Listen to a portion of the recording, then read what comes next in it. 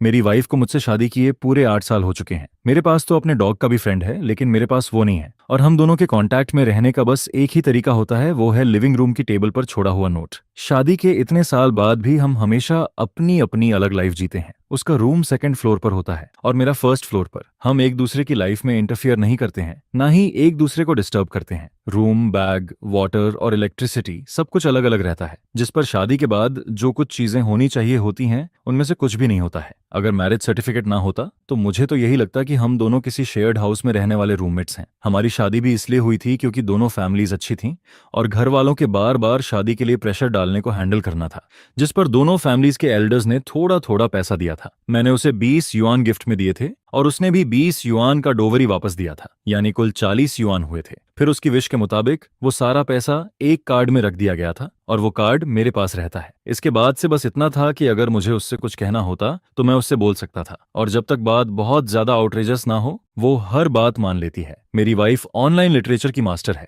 वो अपनी स्टोरीज के कॉपीराइट्स बेचती है और उसकी इनकम भी काफी हाई होती है, जिस पर हमारी टाइमिंग्स भी पूरी तरह अलग रहती हैं। मैं दिन में काम पर जाता हूं तब वो सोना शुरू करती है, और जब मैं रात को सोने जाता हूं तब वो उठकर काम करना शुरू करती है, जिस पर पिछले कई सालों में हमने एक दूसरे से 10 वर्ड्स से भी कम बात की है। लेकिन आज पहली बार मुझे उम्मीद नहीं थी कि वो खुद मेरे सामने नीचे आएगी। यू क्वाइटली आज बहुत अलग तरीके से तैयार होकर नीचे आती है।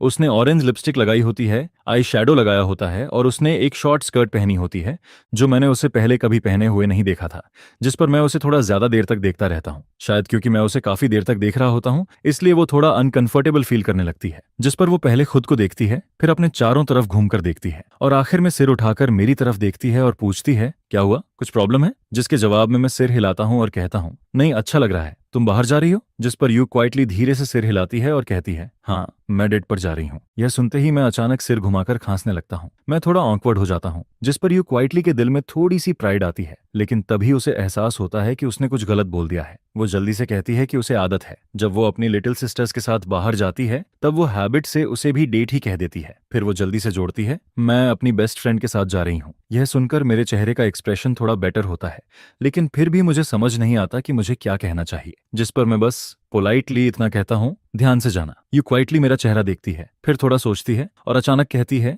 वो फीमेल बेस्ट फ्रेंड है, जिस पर वो फीमेल वर्ड पर खास जोर देती है, जैसे उसे खुद थोड़ा गिल्टी फील हो रहा हो, क्योंकि अगर फीमेल बेस्ट फ्रेंड है तो क्या उसके पास मेल बेस्ट फ्रेंड भी है? शायद यू क्वाइटली सोचती है कि मैं अपने दिल में यही सोच रहा हूँ, जिस पर वो दांत भींचकर फिर कहती है, मेरे पास कोई मेल बेस्ट फ्रेंड नहीं है, मेरे आसपास कोई मेल फ्रेंड भी नहीं है। लेकिन ये बोलने के बाद भी उसे और ज्यादा फील होने लगता है, जैसे उसने कोई चीटिंग की हो और फिर पकड़ी गई हो, जिस पर वो अपना सिर थपथपाती है और अपने दिल से इस गिल्ट को निकालने की कोशिश करती है। उसके आसपास कोई आदमी नहीं है, यहाँ तक कि एक भी ऑनफिशियल कांटेक्ट नहीं है, फिर भी उसे ऐसा गिल्टी क्यों फील हो रहा है, जिस पर उसे लगता है कि शायद मैंने उसकी बात को सीरियसली नहीं लिया, इसलिए वो खुद को और ज्यादा एक्सप्लेन करना चाहती है। लेकिन जितना वो एक्सप्लेन करती है उतना ही उसे लगता है कि वो बिल्कुल उस इंसान जैसी लग रही है जो चोरी करते हुए पकड़ा गया हो। फिर वो जल्दी से सीढ़ियों से नीचे आती है, मेरे सामने खड़ी हो जाती है और बहुत केयरफुली कहती है, लूचाओ, मैं सच में बस अपनी बेस्ट फ्रेंड के साथ बाहर जा रही हूँ। जिस पर मैं पूरी तरह कंफ्यूज हो जाता हूँ। अभी थोड़ी देर पहले तक सब कुछ ठीक था, फिर अचानक पलक झपकते ही उसके चेहरे पर ऐसा एक्सप्रेशन क्यों आ गया है जैसे वो दांत भींच रही हो। मैं अपने दिमाग में सोचता रहता हूँ कि आखिर मैंने इस लड़की को कब ऑफेंड कर दिया। ऐसा नहीं होना चाहिए था, मैंने तो उससे मुश्किल से कुछ वर्ड्स ही बोले थे।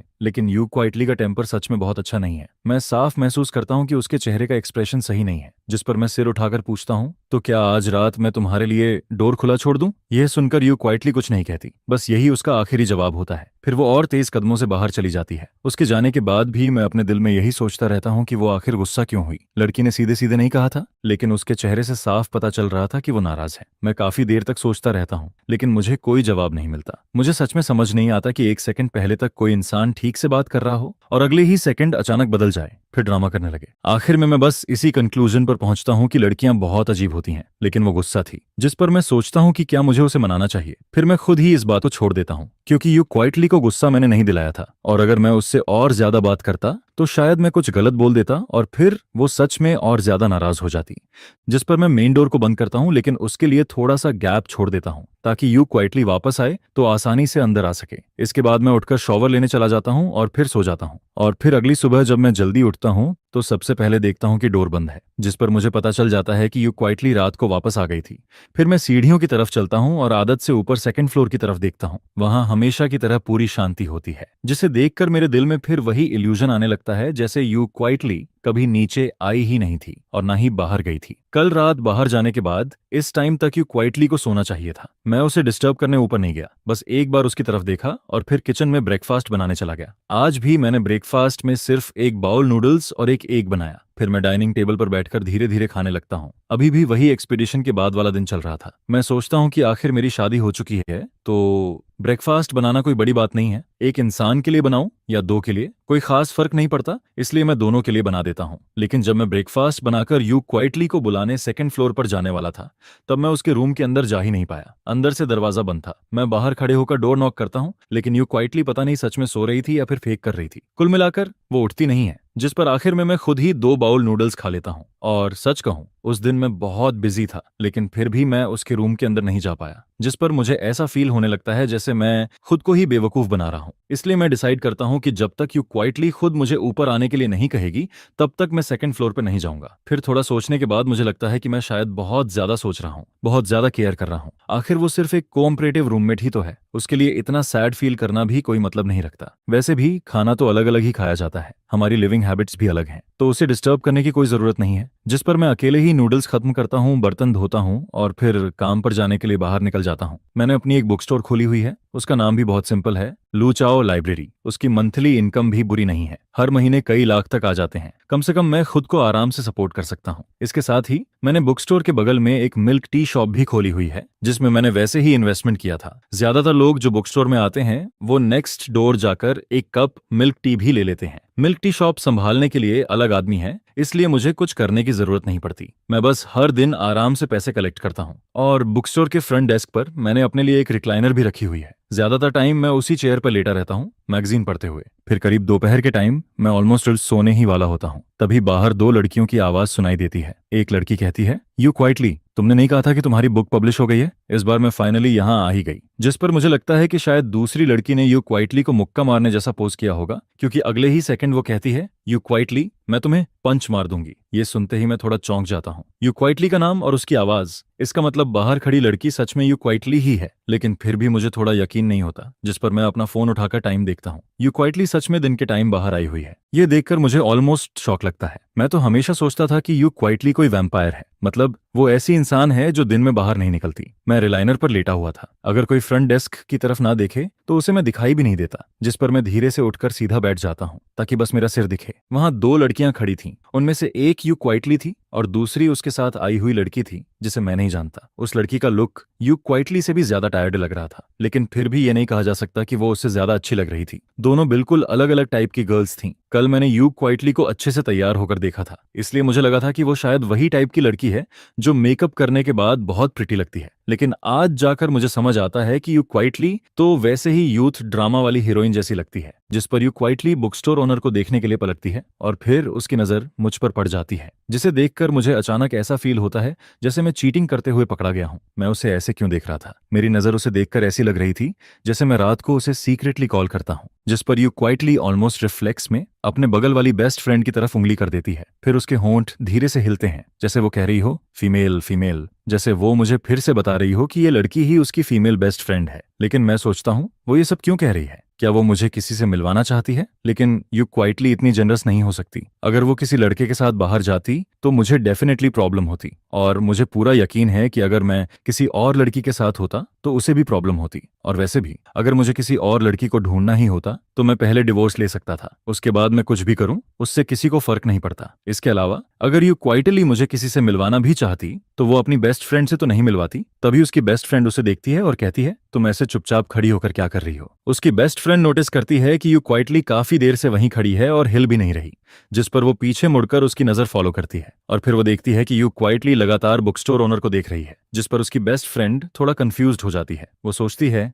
यू क्वाइटली आखिर उसे ऐसे क्यों देख रही है, लेकिन फिर उसे याद आता है कि यू क्वाइटली की तो शादी हो चुकी है, जिस पर उसकी बेस्ट फ्रेंड पहले मेरी तरफ देखती है फिर यू क्वाइटली की तरफ, और उसे फील होने लगता है कि इन दोनों के बीच कुछ तो चल रहा है। वैसे बुक स्टोर ओनर का यू क्वाइटली को देखना कोई अजीब बात नहीं है, आखिर यू क्वाइटली इतनी खूबसूरत है तो लोग उसे देखेंगे ही, लेकिन यू क्वाइटली का इस तरह किसी और आदमी को देखना ये डेफिनेटली नॉर्मल नहीं है। जिस पर उसकी बेस्ट फ्रेंड मन में सोचती है कि उसे यू क्वाइटली को समझाना पड़ेगा, वो उसे ऐसे किसी फायर पिट में नहीं गिरने दे सकती। फिर उसकी बेस्ट फ्रेंड अपना हाथ यू क्वाइटली के सामने हिलाती है जैसे किसी का स्पेल कास्ट इंटरप्ट कर रही हो और कहती है, क्या देख रही हो? जिस पर यू क्वाइटली अचानक होश में वापस आती है और अगले ही मोमेंट यू क्वाइटली अपनी जान बचाने की तरह जल्दी से अपनी बेस्ट फ्रेंड के कपड़े खींचती है और कहती है, मैं अचानक से बुक स्टोर नहीं जाना चाहती, मैं तुम्हारे लिए बाद में ऑनलाइन ऑर्डर कर दूंगी, फिर वो तुम्हारे घर भेज दूंगी। असल में यू क्वाइटली अपनी बेस्ट फ्रेंड के साथ इस बुक स्टोर में आई थी। उसकी बेस्ट फ्रेंड चाहती थी कि यू क्वाइटली अपनी पब्लिश हुई बुक उसे खुद खरीद कर दे, लेकिन यू क्वाइटली ने बिल्कुल भी एक्सपेक्ट नहीं किया था कि इस बुक स्टोर का ओनर मैं निकलूंगा। वैसे मेरा ओनर होना कोई अजीब बात नहीं थी, लेकिन पता नहीं क्यों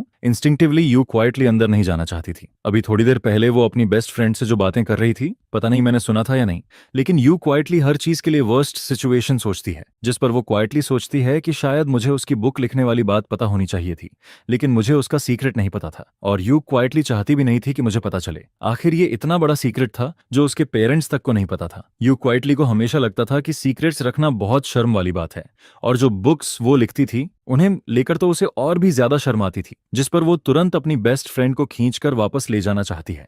लेकिन उसकी बेस्ट फ्रेंड को शायद कुछ समझ नहीं आता। वो उल्टा उसका हाथ पकड़ती है और उसे अंदर खींचते हुए कहती है, डर किस बात का है? ये बस एक बुक स्टोर ही तो है, बुक यहीं मिल जाएगी, फिर ऑनलाइन ऑर्डर क्यों करना है? उसकी बेस्ट फ्रेंड को यू क्वाइटली का ये बिहेवियर थोड़ा अजीब लगता है, लेकिन फिर वो अपने दिमाग में इसका रीजन कुछ और ही बना लेती है। उसे लगता है कि यू क्वाइटली का ऐसा रिएक्ट करना शायद जेलसी की वजह से है, क्योंकि उसने मुझे देख लिया था। जिस पर उसकी बेस्ट फ्रेंड मन में सोचती है कि अगर किसी लड़की का कोई लवर होता है तो वो ऑब्वियसली जेलस होगी। इसी वजह से वो यू क्वाइटली को ऐसे भागने नहीं देना चाहती थी। बाहर वाली औरत कैसी है इससे उसे कोई फर्क नहीं पड़ता, लेकिन वो यू क्वाइटली को ऐसे चुपचाप हारते हुए नहीं देख सकती थी। वैसे बुक स्टोर में जब कोई बुक खरीदने आता है तो उसे किसी सर्विस की जरूरत नहीं होती। ज्यादातर कस्टमर अंदर आते हैं, अपनी पसंद की बुक ढूंढते हैं, फिर या तो बैठकर पढ़ते हैं या पेमेंट करके चले जाते हैं, और कुछ लोग तो बस बुक स्टोर में एसी में बैठकर फोन चलाते रहते हैं। इसलिए मेरे डेली काम में कस्टमर को सर्व करना शामिल नहीं होता। सिर्फ जब किसी को कोई बुक नहीं मिलती तभी मैं उठकर उसकी मदद करता हूँ। जिस पर जब यू क्वाइटली अपनी बेस्ट फ्रेंड के साथ अंदर आती है तब भी मैं अपनी जगह से उठता नहीं हूँ, मैं वहीं बैठा रहता हूँ। इस टाइम यू क्वाइटली सच में भाग जाना चाहती थी। वो सोचती है कि शायद उसे आज बाहर आना ही नहीं चाहिए था, नहीं, उसे इस बुक स्टोर में एंटर ही नहीं करना चाहिए था। वो बिल्कुल वैसे फील कर रही थी जैसे कोई ब्यूटी प्रेसिडेंट वाली विलेन जिसे हीरोइन हर बार हरा देती है, लेकिन आखिर में वो अपनी बेस्ट फ्रेंड की जिद के आगे हार जाती है। थोड़ी देर बाद यू क्वाइटली 2 बुक्स हाथ में लेकर मेरे सामने पेमेंट करने आती है। असल में वो बुक्स उसकी बेस्ट फ्रेंड के लिए थीं, इसलिए ऑब्वियसली पेमेंट भी यू क्वाइटली ही करती। लेकिन जब यू क्वाइटली उन बुक्स को लेकर मेरे सामने आती है तब मेरा एक्सप्रेशन थोड़ा बदल जाता है। कोई बहुत बड़ी बात नहीं थी, लेकिन उन दोनों बुक्स को देखकर मुझे कुछ अजीब फील होता है। मैं इस बुक स्टोर का ओनर हूँ, यहाँ रखी हुई हर बुक मैंने खुद रखी है, इसलिए सिर्फ कवर देखकर ही मुझे अंदाजा हो जाता है कि वो कैसी बुक होगी, और जैसा मैंने सोचा था वैसा ही होता है। यू क्वाइटली बहुत शर्माते हुए वो बुक्स मुझे देती है, जिस पर मैं कैजुअली उसकी तरफ देखता हूँ, फिर उन बुक्स के टाइटल पर नजर डालता हूँ। एक का नाम होता है domineering presidents contempt for the cooperative wife और दूसरी का नाम होता है माय जेंटल हग जून। ये देखकर मैं अपने दिल में क्वाइटली हंस देता हूँ। मुझे अचानक लगता है कि यू क्वाइटली सच में बहुत इंटरेस्टिंग लड़की है। ये वही यू क्वाइटली है जो हमेशा बहुत सीरियस और डीप दिखती है, लेकिन वो सीक्रेटली ऐसी बुक्स लिखती है। अब मुझे समझ आता है कि वो अपनी बुक्स के बारे में किसी को क्यों नहीं बताना चाहती थी, क्योंकि उनके टाइटल्स सच में थोड़े एम्बैरेसिंग थे। जिस पर यू क्वाइटली नंब होकर खड़ी रहती है। उसे लगता है कि उसका बॉडी और सोल दोनों अनकंफर्टेबल हो गए हैं। वो मन में सोचती है, दुनिया में मेरे जैसा इंसान कैसे हो सकता है? मैं भले ही सीरियस फेस बनाकर बुक देख रहा हूँ, लेकिन यू क्वाइटली को लगता है कि जब मैं उन टाइटल्स को पढ़ता हूँ तब मेरे माउथ के कॉर्नर पर एक वियर्ड सा स्माइल आ जाता है, जैसे मैं उसका मजाक उड़ा रहा हूँ। लेकिन मैं उतना बोल्ड नहीं था जितनी उसकी बेस्ट फ्रेंड थी, क्योंकि जैसे ही उसकी बेस्ट फ्रेंड ने उन बुक्स के टाइटल देखे वो पीछे खड़ी होकर क्वाइटली हंसने लगती है, जिस पर यू क्वाइटली के सिर पर ब्लैक लाइंस आ जाती हैं। उसे लगता है कि उसके आगे भी भेड़िया खड़ा है और पीछे भी टाइगर, और हम दोनों मिलकर उसे बली कर रहे हैं। फिर उसकी बेस्ट फ्रेंड आगे आती है और उसके शोल्डर पर हाथ मारते हुए कहती है, यू क्वाइटली, डर किस बात का है? इस बुक के टाइटल में ऐसा क्या गलत है? हाँ, थोड़ा अगली है, थोड़ा नहीं, काफी अगली है, लेकिन तुम इससे इतना पैसा कमाती हो। वो अभी भी उसे टीज कर रही थी, लेकिन यू क्वाइटली को बिल्कुल समझ नहीं आता कि इस टाइटल में अगली क्या है। उसे तो ये टाइटल्स बहुत अच्छे लगते थे, जिस पर वो शर्म और गुस्से से भर जाती है। आखिर में वो दांत भींचकर मुझे देखती है और कहती है, पेमेंट। ये बात उसने मुझसे कही थी, जिस पर मैं अपनी हंसी रोकता हूँ। फिर एक बैग निकालता हूँ, उन दोनों बुक्स को उसमें डालता हूँ और वो बैग यू क्वाइटली को दे देता हूँ। फिर मैं धीरे से कहता हूँ, पैसे नहीं चाहिए। अभी जो मैंने हंसी उड़ाई उसे अपोलॉजी समझ लो। वैसे भी ये सिर्फ 2 बुक्स थीं, दोनों मिलाकर कुछ ही डॉलर्स की होंगी, और वैसे भी यू क्वाइटली और मैं हस्बैंड वाइफ हैं, इतने से पैसे की क्या बात करनी। लेकिन यू क्वाइटली मुझे घूर कर देखने लगती है, क्योंकि मैं अभी भी उसके प्रेसिडेंट वाली बुक के बारे में सोच रहा था। असल में उस बुक में बुरा क्या था? हाँ, थोड़ा पुराना टाइप का टाइटल था, लेकिन फिर भी बुरा नहीं था, जिस पर यू क्वाइटली और ज्यादा गुस्सा हो जाती है। उसे याद आता है कि अभी थोड़ी देर पहले मैं उसे फ्री में बुक देने की बात कर रहा था और उसने मना भी नहीं किया था। फिर अब क्यों? क्या वो मेरा सारा पैसा खर्च करके मुझे बैंकरप्ट कर देगी? लेकिन ऐसा सोचने की वजह सिर्फ ये थी क्योंकि मैंने उसकी हंसी उड़ा दी थी। यू क्वाइटली जैसे ही बैग लेने के लिए हाथ बढ़ाती है, तभी उसकी बेस्ट फ्रेंड अचानक बहुत अलर्ट हो जाती है, जिस पर वो तुरंत हाथ बढ़ाकर बैग पकड़ लेती है और यू क्वाइटली को अपने पीछे करते हुए कहती है, रुको। शाओ और मैं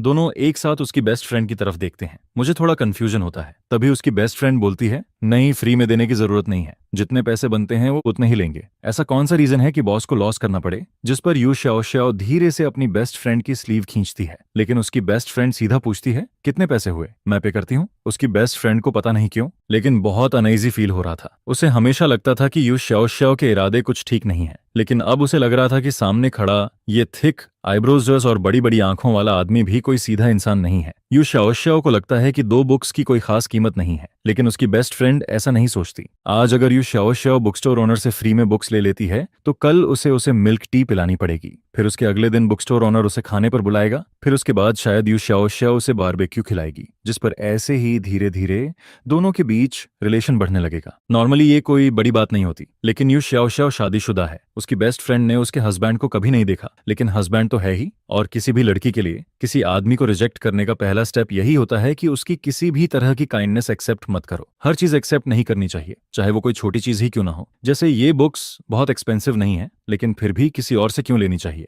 यू शाओ खुद भी कोई बहुत रिच नहीं है, लेकिन उसकी बेस्ट फ्रेंड को समझ नहीं आता कि उसके दिमाग में क्या चल रहा है। उसके हिसाब से किसी आदमी को दूर रखना है तो छोटी छोटी चीजों का लालच भी नहीं करना चाहिए, जिस पर वो बहुत जल्दी से बैग में हाथ डालती है, एक रेड नोट निकालती है और उसे टेबल पर पटकते हुए कहती है, बाकी वापस नहीं चाहिए। फिर वो जल्दी से बुक्स उठाती है, यू शाओ का हाथ पकड़ती है और उसे बाहर की तरफ खींच ले जाती है। सब कुछ इतना जल्दी होता है कि यू शाओ को मुझे ये तक कहने का मौका नहीं मिलता कि बाकी पैसे उसे दे देना, जिस पर बाहर जाते हुए वो बस एक बार पीछे मुड़कर मुझे थोड़ा हेल्पलेस लुक देती है। मैं थोड़ी देर के लिए अपना चेहरा छूता हूँ और सोचता हूँ कि आखिर मैंने किया क्या है। क्या मैं उसकी बेस्ट फ्रेंड के बहुत करीब चला गया था? लेकिन मैंने तो उससे मुश्किल से कुछ वर्ड्स ही बोले थे। फिर भी मैं आखिर में वही सोचता हूँ कि लड़कियों का टेम्पर सच में बहुत अजीब होता है। मैंने कुछ कहा भी नहीं, लेकिन यू शाओ फिर से गुस्सा हो गई, जिस पर मैं वापस अपनी चेयर पर जाकर बैठ जाता हूँ। लेकिन यू शाओ और उसकी बेस्ट फ्रेंड अभी ज्यादा दूर नहीं गई थी, इसलिए थोड़ी देर बाद मुझे फिर से दोनों की आवाज सुनाई देती है, और ऑब्वियसली सबसे ज्यादा उसकी बेस्ट फ्रेंड ही बोल रही थी। वो यू शाओ को डांट रही थी। वो कहती है, यू शाओ तुम्हारी शादी हो चुकी है, थोड़ा कंट्रोल में रह सकती हो क्या? यू शाओ उसकी बात सुनकर थोड़ा कंफ्यूज्ड हो जाती है। उसकी बेस्ट फ्रेंड के वर्ड्स थोड़े रफ थे। उसे समझ नहीं आता कि शादी का इसमें क्या लेना देना है और कंट्रोल में रहने का मतलब क्या होता है। कंट्रोल तो तब किया जाता है जब किसी के अंदर कोई फीलिंग हो, लेकिन यू शाओ को कौन सी फीलिंग कंट्रोल करनी है? जिस पर वो थोड़ी देर सोचती है। फिर भी उसे कुछ समझ नहीं आता। आखिर में वो अपने हिसाब से एक आंसर निकालती है। फिर वो धीरे से अपनी बेस्ट फ्रेंड से पूछती है, क्या तुम्हें लगता है कि मैं अभी उस बॉस के साथ थोड़ा ज्यादा रूड थी, इसलिए तुम कह रही हो कि मुझे कंट्रोल में रहना चाहिए? उसकी बेस्ट फ्रेंड ये सुनकर और भी कंफ्यूज्ड हो जाती है। क्या यू शाओ को लगता है कि वो अभी बस रूड थी? असल में उसकी बेस्ट फ्रेंड को तो साफ साफ लग रहा था कि यू शाओ को वो बुक स्टोर ओनर पसंद है, क्योंकि ज्यादातर लड़कियां सिर्फ उसी इंसान के सामने ऐसे बिहेव करती हैं जिसे वो पसंद करती हैं। लेकिन उसकी बेस्ट फ्रेंड डिसाइड करती है कि वो अभी बुक स्टोर ओनर वाली बात को आगे नहीं बढ़ाएगी, जिस पर वो टॉपिक बदल देती है और सीधे यू शाओ के हस्बैंड की बात छेड़ देती है। वो अपना हाथ यू शाओ के शोल्डर पर रखती है और बहुत धीरे से कहती है, वैसे तुम मुझे अपने हस्बैंड से कब मिलवाओगी? यू शाओ जैसे ही उसकी बेस्ट फ्रेंड का हाथ अपने शोल्डर पर फील करती है, वो तुरंत उसे हटा देती है। फिर उसे थोड़ा डिसलाइक करते हुए कहती है, तुम इतनी दूर से यहाँ आई हो और मुझे मिलने नहीं, मेरे हस्बैंड को देखने आई हो, है ना? जिस पर उसकी बेस्ट फ्रेंड तुरंत बोलती है, ऐसा मत बोलो, मेरा ऑलरेडी फियांसे है, मैं तुम्हारे हस्बैंड को देखकर क्या करूंगी? फिर वो हंसते हुए कहती है, मैं तो बस ये बोल रही हूँ कि मैं इतनी दूर से आई हूं, तो क्या तुम दोनों मुझे खाना भी नहीं खिलाओगे? ऐसा मत बोलना कि तुम मुझे एक मील तक नहीं खिला सकती। यह सुनते ही काफी देर से चुप यू शाओ का दिमाग थोड़ा ब्लैंक हो जाता है। उसे फील होता है कि उसका चेहरा थोड़ा गर्म हो रहा है, क्योंकि अब उसे समझ नहीं आता कि वो आगे क्या जवाब दे। अगर वो मुझे साथ चलने के लिए बोलेगी और अपनी बेस्ट फ्रेंड के साथ खाने पर बुलाएगी तो शायद मैं मान जाऊंगा। ऑफ कोर्स उसकी बेस्ट फ्रेंड की वजह से नहीं, सिर्फ यू शाओ की वजह से। आखिर अगर सामने वाला खुद इनवाइट करे और मैं ना जाऊं तो क्या यू शाओ की इंसल्ट नहीं होगी? वैसे भी मैं अभी फ्री ही हूं, लेकिन फिर भी मैं थोड़ा नर्वस फील करता हूँ क्योंकि ये पहली बार होगा जब मैं किसी लड़की के साथ खाना खाने जाऊंगा और उस लड़की में यू क्वाइटली भी शामिल है, जिस पर मैं अपने दिमाग में सोचने लगता हूँ कि अगर हम साथ में खाने गए तो क्या मुझे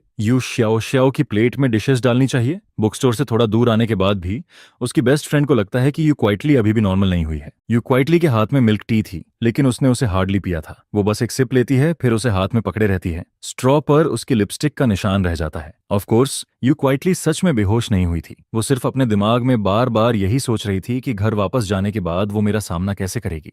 अभी जो मैंने उसे देखा था वो उसे बार बार याद आ रहा था। उसे फील होता है जैसे मेरी नजर ने उसे पूरी तरह पकड़ लिया हो, जिस पर वो मन में बार बार सोचती है, damn domineering president, damn evil concubine, मुझे ऐसी बुक्स लिखनी ही नहीं चाहिए थी। उस ट्री शॉप, यू चुपचाप अपने मन में सोचता है, जिस पर वो अंदर ही अंदर थोड़ा सल्क भी करता है और फिर अचानक से अपना हाथ उठाकर मिल्क टी की एक सिप लेता है, जिस पर उसकी गर्लफ्रेंड देखती है कि यू क्वाइटली कुछ बोल ही नहीं रहा है तो वो अपना हाथ उठाकर यू जिंग के सिर पर हल्का सा नॉक कर देती है और कहती है, क्या सोच रहे हो यू क्वाइटली, मैं तुम्हें बता रही हूँ उसके बारे में मत सोचो। जिस पर यू क्वाइटली अपना सिर पकड़ लेता है, अपना चेहरा नीचे छुपाता है और फिर कहता है, अगली बार मारना हो तो थोड़ा धीरे मारना। यह सुनकर उसकी गर्लफ्रेंड अचानक से यू क्वाइटली की तरफ देखती है, जिस पर यू क्वाइटली एक हाथ से उसकी फेस को थोड़ा दूर पुश कर देता है और कहता है, ये क्या कर रही हो, मैं एक हैजर्डरी फादर हूँ, मेरे इतना क्लोज मत आओ, जाओ अपने फियांसे को ढूंढो। जिस पर अचानक उसकी गर्लफ्रेंड को जैसे कुछ याद आता है। वो तुरंत सीधी होकर खड़ी हो जाती है, अपने हाथ फोल्ड करती है, यू क्वाइटली को देखती है और फिर साई करते हुए कहती है, यू क्वाइटली, तुम्हें सच में उस ट्री शॉप ओनर को याद रखना चाहिए। कहीं ऐसा ना हो कि तुम उससे मिलो और फिर उसी से प्यार कर बैठो। जिस पर यू क्वाइटली तुरंत कहता है, नहीं। और फिर वो आगे कहता है, मुझे याद है कि तुम सी किंग टाइप नहीं हो, लेकिन तुम जितना बोलती जा रही हो उतना ही ज्यादा आउटरेजियस होती जा रही हो। यू क्वाइटली उसे इग्नोर करना चाहता है, जिस पर वो अपना पूरा ध्यान फिर से मिल्क टी पर लगा देता है,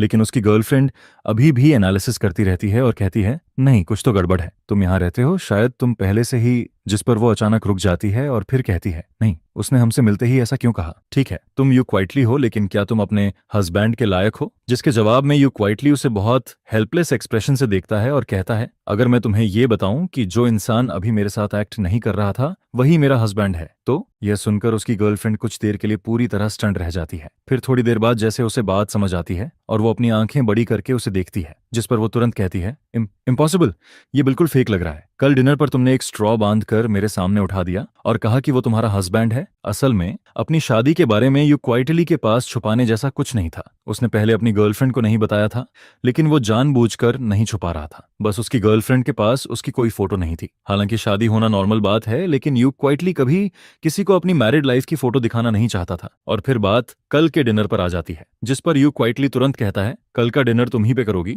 तुम अभी भी मुझे डांट रही हो और कह रही हो कि मैं सीक्रेटली तुमसे कांटेक्ट करता हूं। जिस पर उसकी गर्लफ्रेंड कहती है, ठीक है, अगर खर्च नहीं करना तो मत करो, वो बहुत गरीब है, ओके। तुम दोनों ऑनेस्टली कभी मिले जुले भी नहीं हो। यह कहकर उसकी गर्लफ्रेंड फिर से आंखें रोल करती है और कैजुअली पूछती है, अच्छा छोड़ो, ये बताओ तुम अपने हस्बैंड को कब डिवोर्स देने वाली हो। ये सुनते ही यू क्वाइटली ऐसे रिएक्ट करता है जैसे किसी ने उसकी टेल पर पैर रख दिया हो। वो तुरंत घबराकर कहता है, किसने कहा कि मैं डिवोर्स लेने वाला हूं। जिस पर उसकी गर्लफ्रेंड को यू जिंग का रिएक्शन थोड़ा फनी लगता है। वो लगभग समझ चुकी होती है कि यू क्वाइटली क्या सोच रहा है, लेकिन अभी वो बस उसे टीज करना चाहती है। जिस पर उसकी बेस्ट फ्रेंड फिर से कहती है, अरे अभी तुम खुद नहीं कह रही थी कि तुम्हें वो पसंद नहीं है। जिस पर यू क्वाइटली कुछ देर चुप रहता है और फिर धीरे से कहता है, हालांकि मुझे लू चाओ पसंद नहीं है, लेकिन मैं उससे नफरत भी नहीं करता। हम इतने सालों से साथ हैं। सच कहूं तो वो बहुत ऑनरेबल है और मैं उसकी थैंकफुल हूं कि उसने मेरी इतनी सारी बैड हैबिट्स को टॉलरेट किया है। मैं रात के बीच में उठकर टेकआउट लेने चली जाती हूँ या खाना बनाना शुरू कर देती हूँ, लेकिन वो कभी फंस नहीं करता। लू चाओ मुझे पसंद नहीं करता,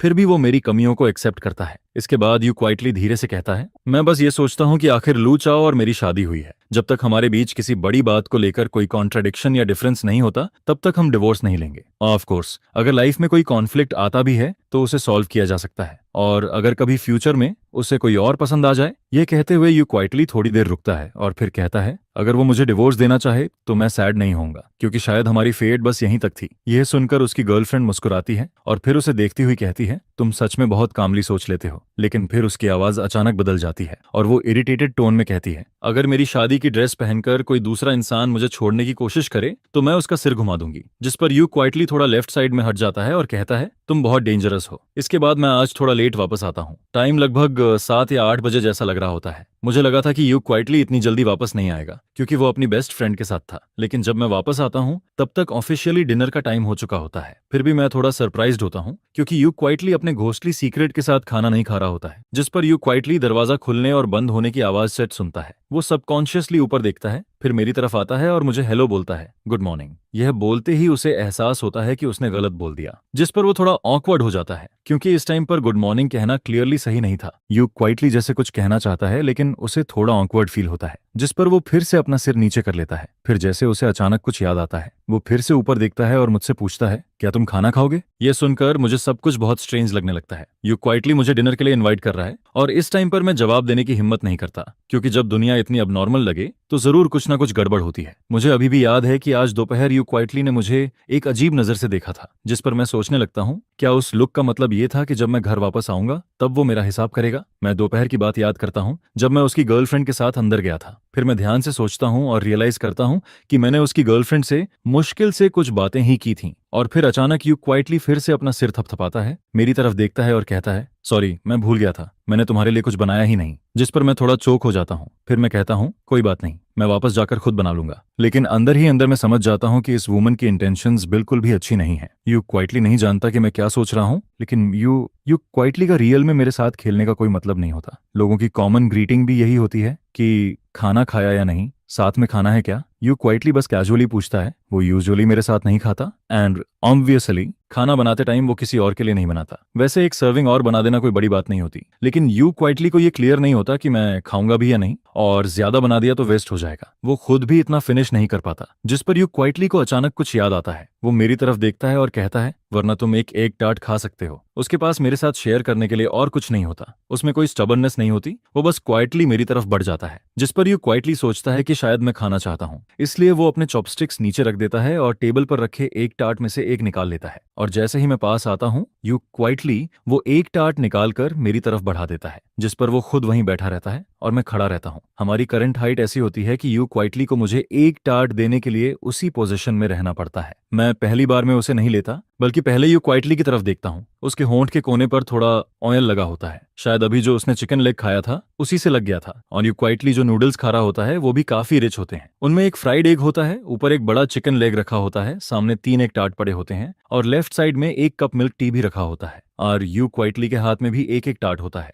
जिस पर मैं हल्का सा स्माइल करता हूँ और फिर अपना वॉलेट निकालता हूँ। मैं उसे वो पैसे वापस देने वाला होता हूँ जो उसकी गर्लफ्रेंड ने आज दोपहर उसे बुक्स खरीदने के लिए दिए थे। जिस पर यू क्वाइटली मुझे देखकर थोड़ा कंफ्यूज्ड हो जाता है। मैं कहता हूँ, ये वही पैसे हैं जो तुम्हारी फ्रेंड ने दोपहर में तुम्हें बुक्स खरीदने के लिए दिए थे। जिस पर यू क्वाइटली कहता है, लेकिन तुमने तो कहा था कि ये मुझे दे रहे हो। फिर वो थोड़ा रुकता है और कहता है, उसने कहा था कि मुझे पैसे देना, तुम्हारे पैसे के बारे में बात नहीं की थी। उसकी बेस्ट फ्रेंड नहीं चाहती थी कि यू क्वाइटली किसी दूसरे आदमी से गिफ्ट एक्सेप्ट करे, लेकिन मैं ये इमेजिन भी नहीं कर सकता कि उसकी गर्लफ्रेंड के ना होने पर मैं यू क्वाइटली को कुछ दूं। जिस पर यू क्वाइटली ज्यादा नहीं सोचता। वो हल्का सा स्माइल करता है और फिर अपने हाथ में पकड़ा एक टार्ट सीधे अपने मुंह में डाल लेता है। इसके बाद वो एक टिश्यू निकालता है, अपने हाथों पर लगा ऑयल साफ करता है, फिर दोनों हाथों से पैसे लेता है और सीधे अपने वॉलेट में रख देता है। फ्री के 100 रुपए मिलते ही वो काफी खुश लगने लगता है। मैं फिर उसकी एक्सप्रेशन देखता हूँ, जिस पर यू क्वाइटली पैसे रखकर अचानक कुछ सोचने लगता है। फिर वो एक और एग टार्ट उठाता है, सामने रखे एग टार्ट के बॉक्स में से एक निकालता है और मेरी तरफ बढ़ा देता है।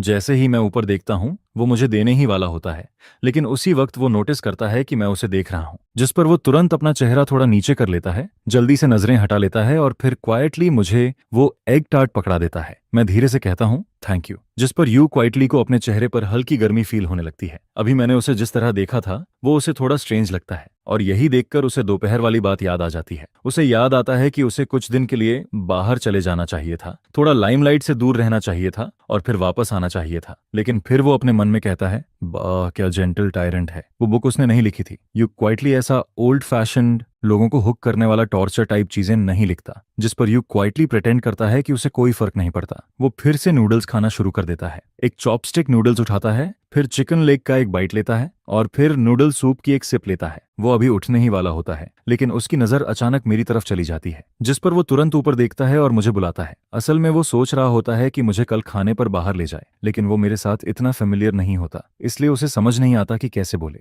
जिस पर मैं रुक जाता हूँ और उसकी तरफ देखकर पूछता हूँ, क्या हुआ? यू क्वाइटली कुछ देर तक मुझे देखता रहता है। उसे समझ नहीं आता कि कैसे बोले। आखिर में वो बस मेरे पास वाली चेयर की तरफ इशारा करता है और कहता है, तुम थोड़ी देर बैठ जाओ, रूम में वापस जाने की जल्दी मत करो, क्योंकि अभी सिर्फ हम दोनों ही यहाँ होते हैं, इसलिए उसके पास बात करने का चांस होता है। ऐसी चीजें किसी और पर नहीं छोड़ी जा सकती, क्योंकि उसे मेरी इच्छा भी कंसिडर करनी होती है। लेकिन यू क्वाइटली को ये नहीं पता होता कि मैं उसके साथ खाने पर जाने के लिए मानूंगा भी या नहीं, जिस पर मैं उसके पास जाकर बैठ जाता हूँ।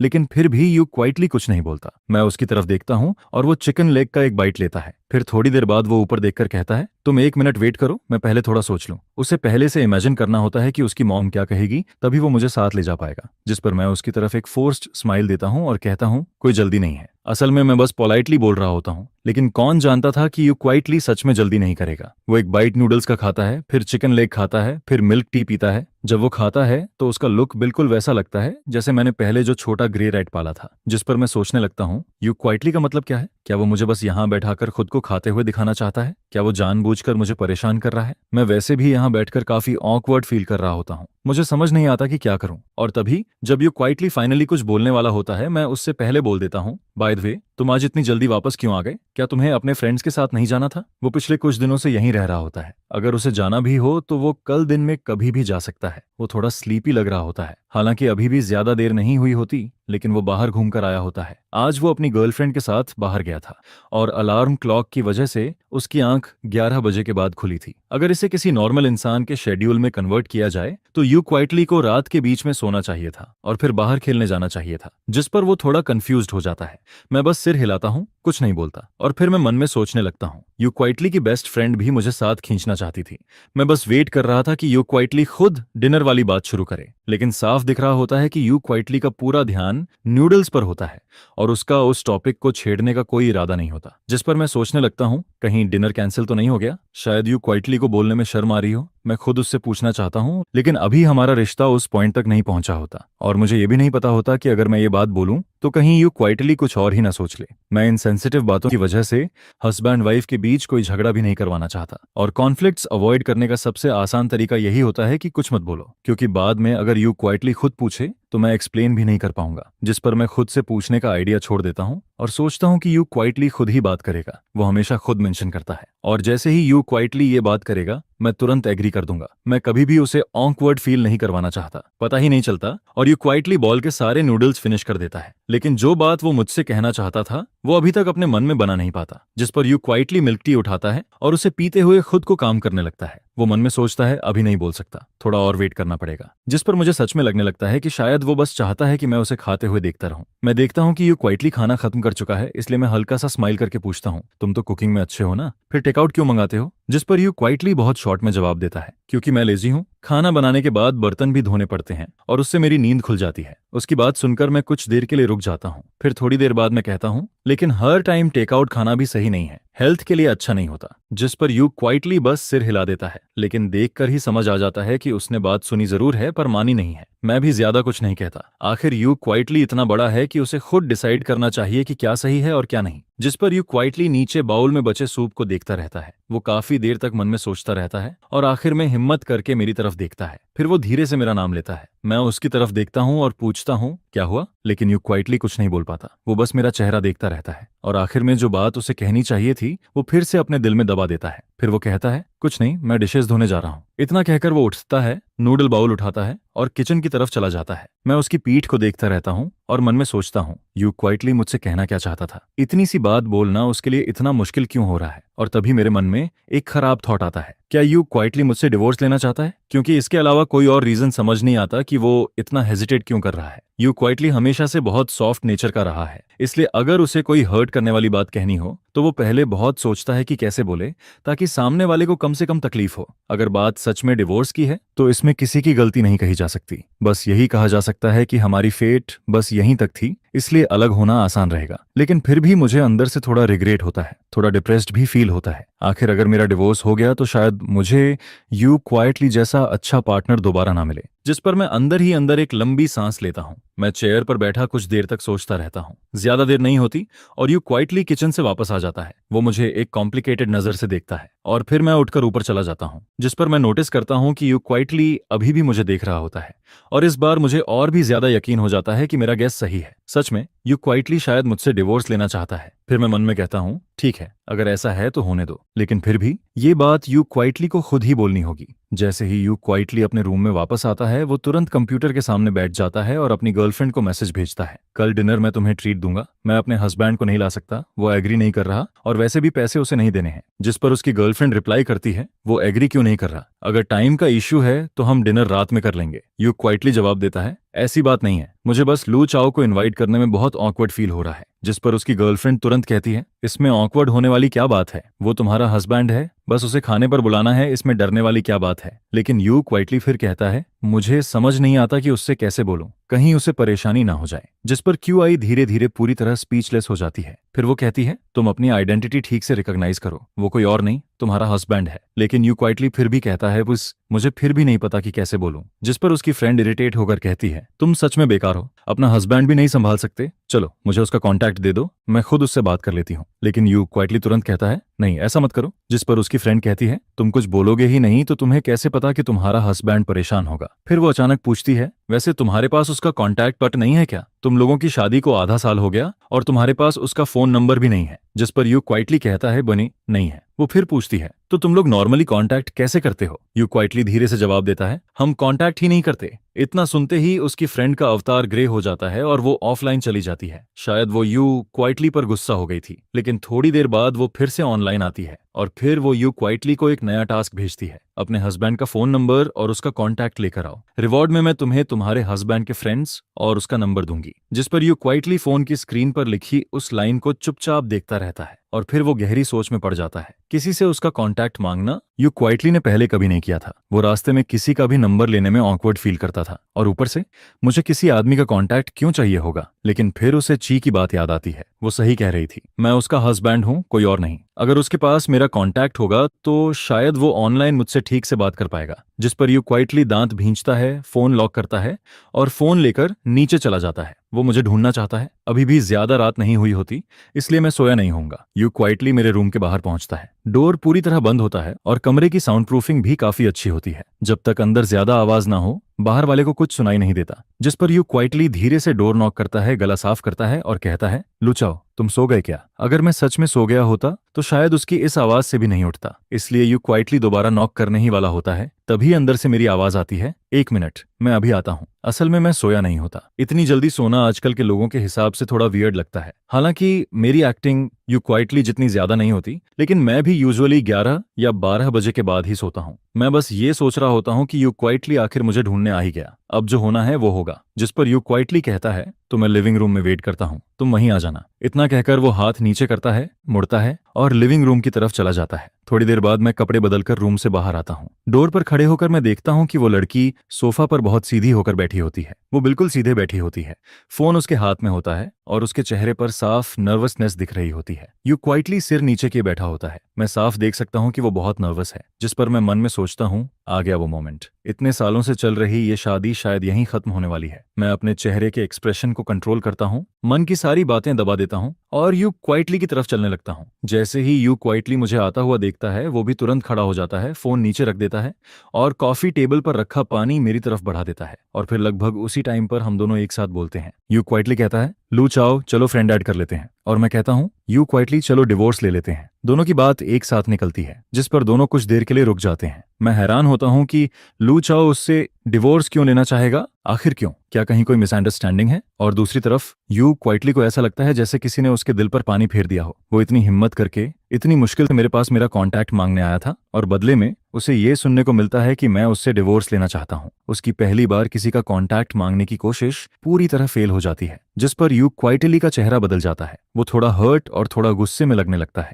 वो झुककर पानी वापस टेबल पर रख देता है। मैं मन में सोचता हूँ कि वो मुझे पानी भी नहीं देना चाहता और मैं समझ नहीं पाता। इतने सालों की शादी में यू क्वाइटली को कभी मेरा कॉन्टैक्ट वर्थ नहीं चाहिए था, और अब जब डिवोर्स की बात हो रही है तब उसे अचानक मेरा नंबर चाहिए। इसका मतलब क्या है? क्या ये अलग होने से पहले की आखिरी फॉर्मेलिटी है? मैं मन में सोचता हूँ कि कम से कम लू चाओ आखिर तक डिसेंट इंसान तो रहा। जिस पर यू क्वाइटली फिर से फोन उठाता है, लेकिन इस बार फोन पकड़ते हुए उसके हाथ हल्के से कांप रहे होते हैं। फिर वो मेरी तरफ देखता है और कहता है, ठीक है, मुझे रीजन बताओ, हम डिवोर्स क्यों लेंगे? उसके अंदर एक अजीब सा एहसास होता है, जैसे उसकी कोई चीज उससे छिन रही हो। वो मन में सोचता है कि शायद मैं उससे डिवोर्स इसलिए लेना चाहता हूँ क्योंकि मुझे कोई दूसरी लड़की पसंद आ गई है, लेकिन वो मुझे कुछ ब्लेम भी नहीं कर सकता। आखिर वो खुद कोई परफेक्ट वाइफ नहीं था। उसकी बात सुनकर मैं कुछ देर के लिए चुप हो जाता हूँ।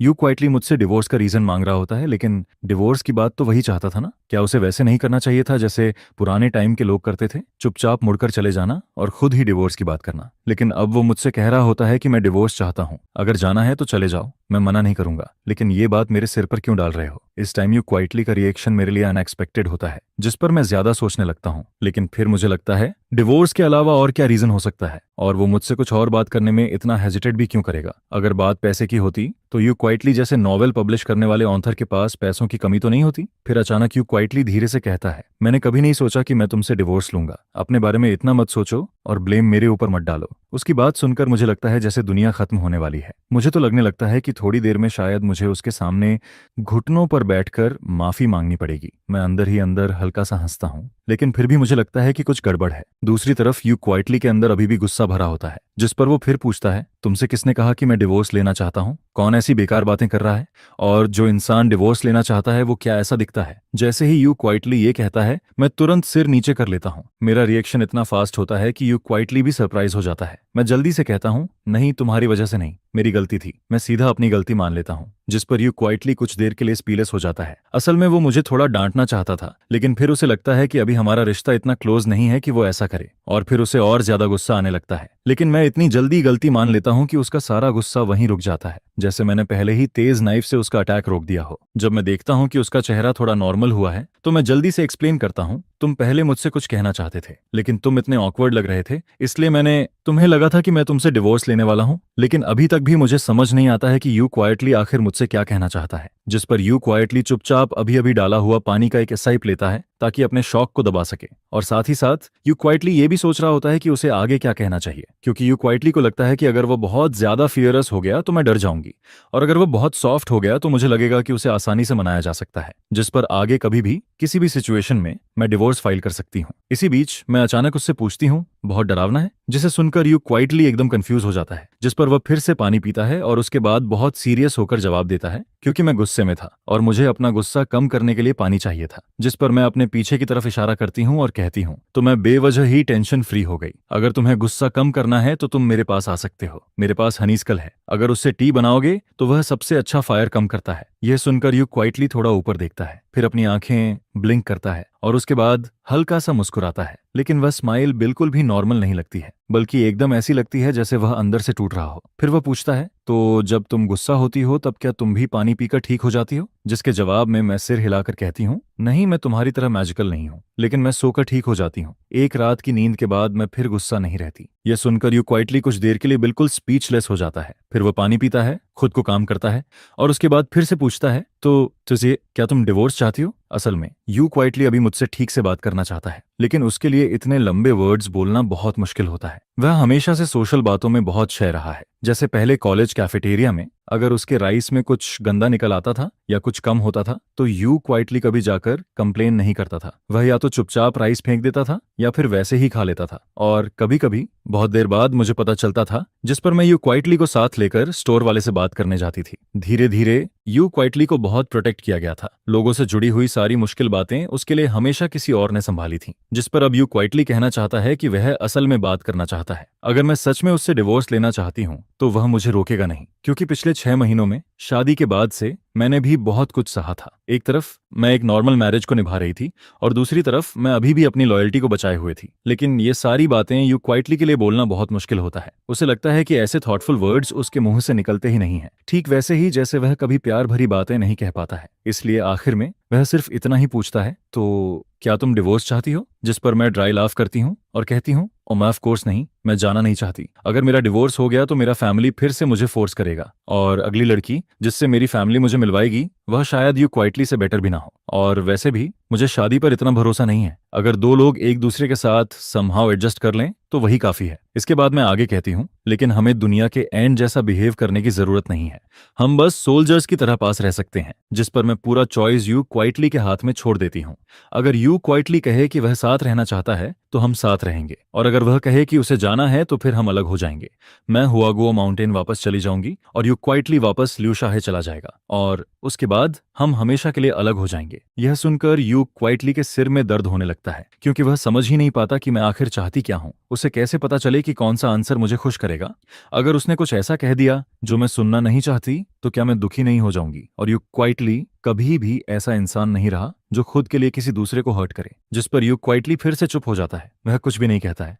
और मैं उसकी इस साइलेंस को बिल्कुल समझ नहीं पाती, क्योंकि मुझे यह समझ ही नहीं आता कि यू क्वाइटली जाना चाहता है या रुकना चाहता है। शायद यह अजीब सी मैरिज उसे पसंद नहीं है, जिस पर मैं अपने मन में फिर से साई करती हूँ। मुझे उस दिन की बात याद आती है जब जी सरनेम वाले ने यू क्वाइटली से पूछा था, तो तुम डिवोर्स चाहते हो, है ना? और तब यू क्वाइटली ने सोचा था कि अगर हम ऐसे ही चलते रहे तो हम दोनों को अलग हो जाना चाहिए। लेकिन अगर वह जाना नहीं चाहता तो वह साफ साफ क्यों नहीं कहता? इसी सोच के बीच यू क्वाइटली अचानक बोल पड़ता है, मैंने कहा ना मैं तुमसे डिवोर्स नहीं चाहता। ये सुनते ही मैं तुरंत कहती हूँ, अगर तुम नहीं जाना चाहते तो बस ये कह दो कि तुम नहीं जाना चाहते। ऐसे चुप रहोगे तो मुझे कैसे पता चलेगा कि तुम क्या सोच रहे हो? जिस पर यू क्वाइटली अपना सिर नीचे कर लेता है। फिर वह ग्लास में बचा हुआ बाकी पानी एक ही बार में पी जाता है, जिसे देखकर मैं कुछ देर के लिए स्टंड रह जाती हूँ, क्योंकि मुझे लगता है कि यू क्वाइटली शायद एक और ग्लास पानी पीकर आएगा ताकि फिर से मुझसे लड़ सके। लेकिन ऐसा नहीं होता। यू क्वाइटली उसके बाद कुछ भी नहीं कहता है। वह सिर्फ इतना कहता है, ठीक है, मैं रूम में वापस जा रहा हूँ, आज मैंने तुम्हें अब डिस्टर्ब किया। और फिर यू क्वाइटली बिल्कुल वही करता है। वह दोनों पेपर कप्स उठाकर ट्रैश कैन में फेंक देता है, जिस पर वह धीरे धीरे स्टेयर्स पर कदम रखता है और ऊपर चला जाता है। उसे ऐसा नहीं करना चाहिए था।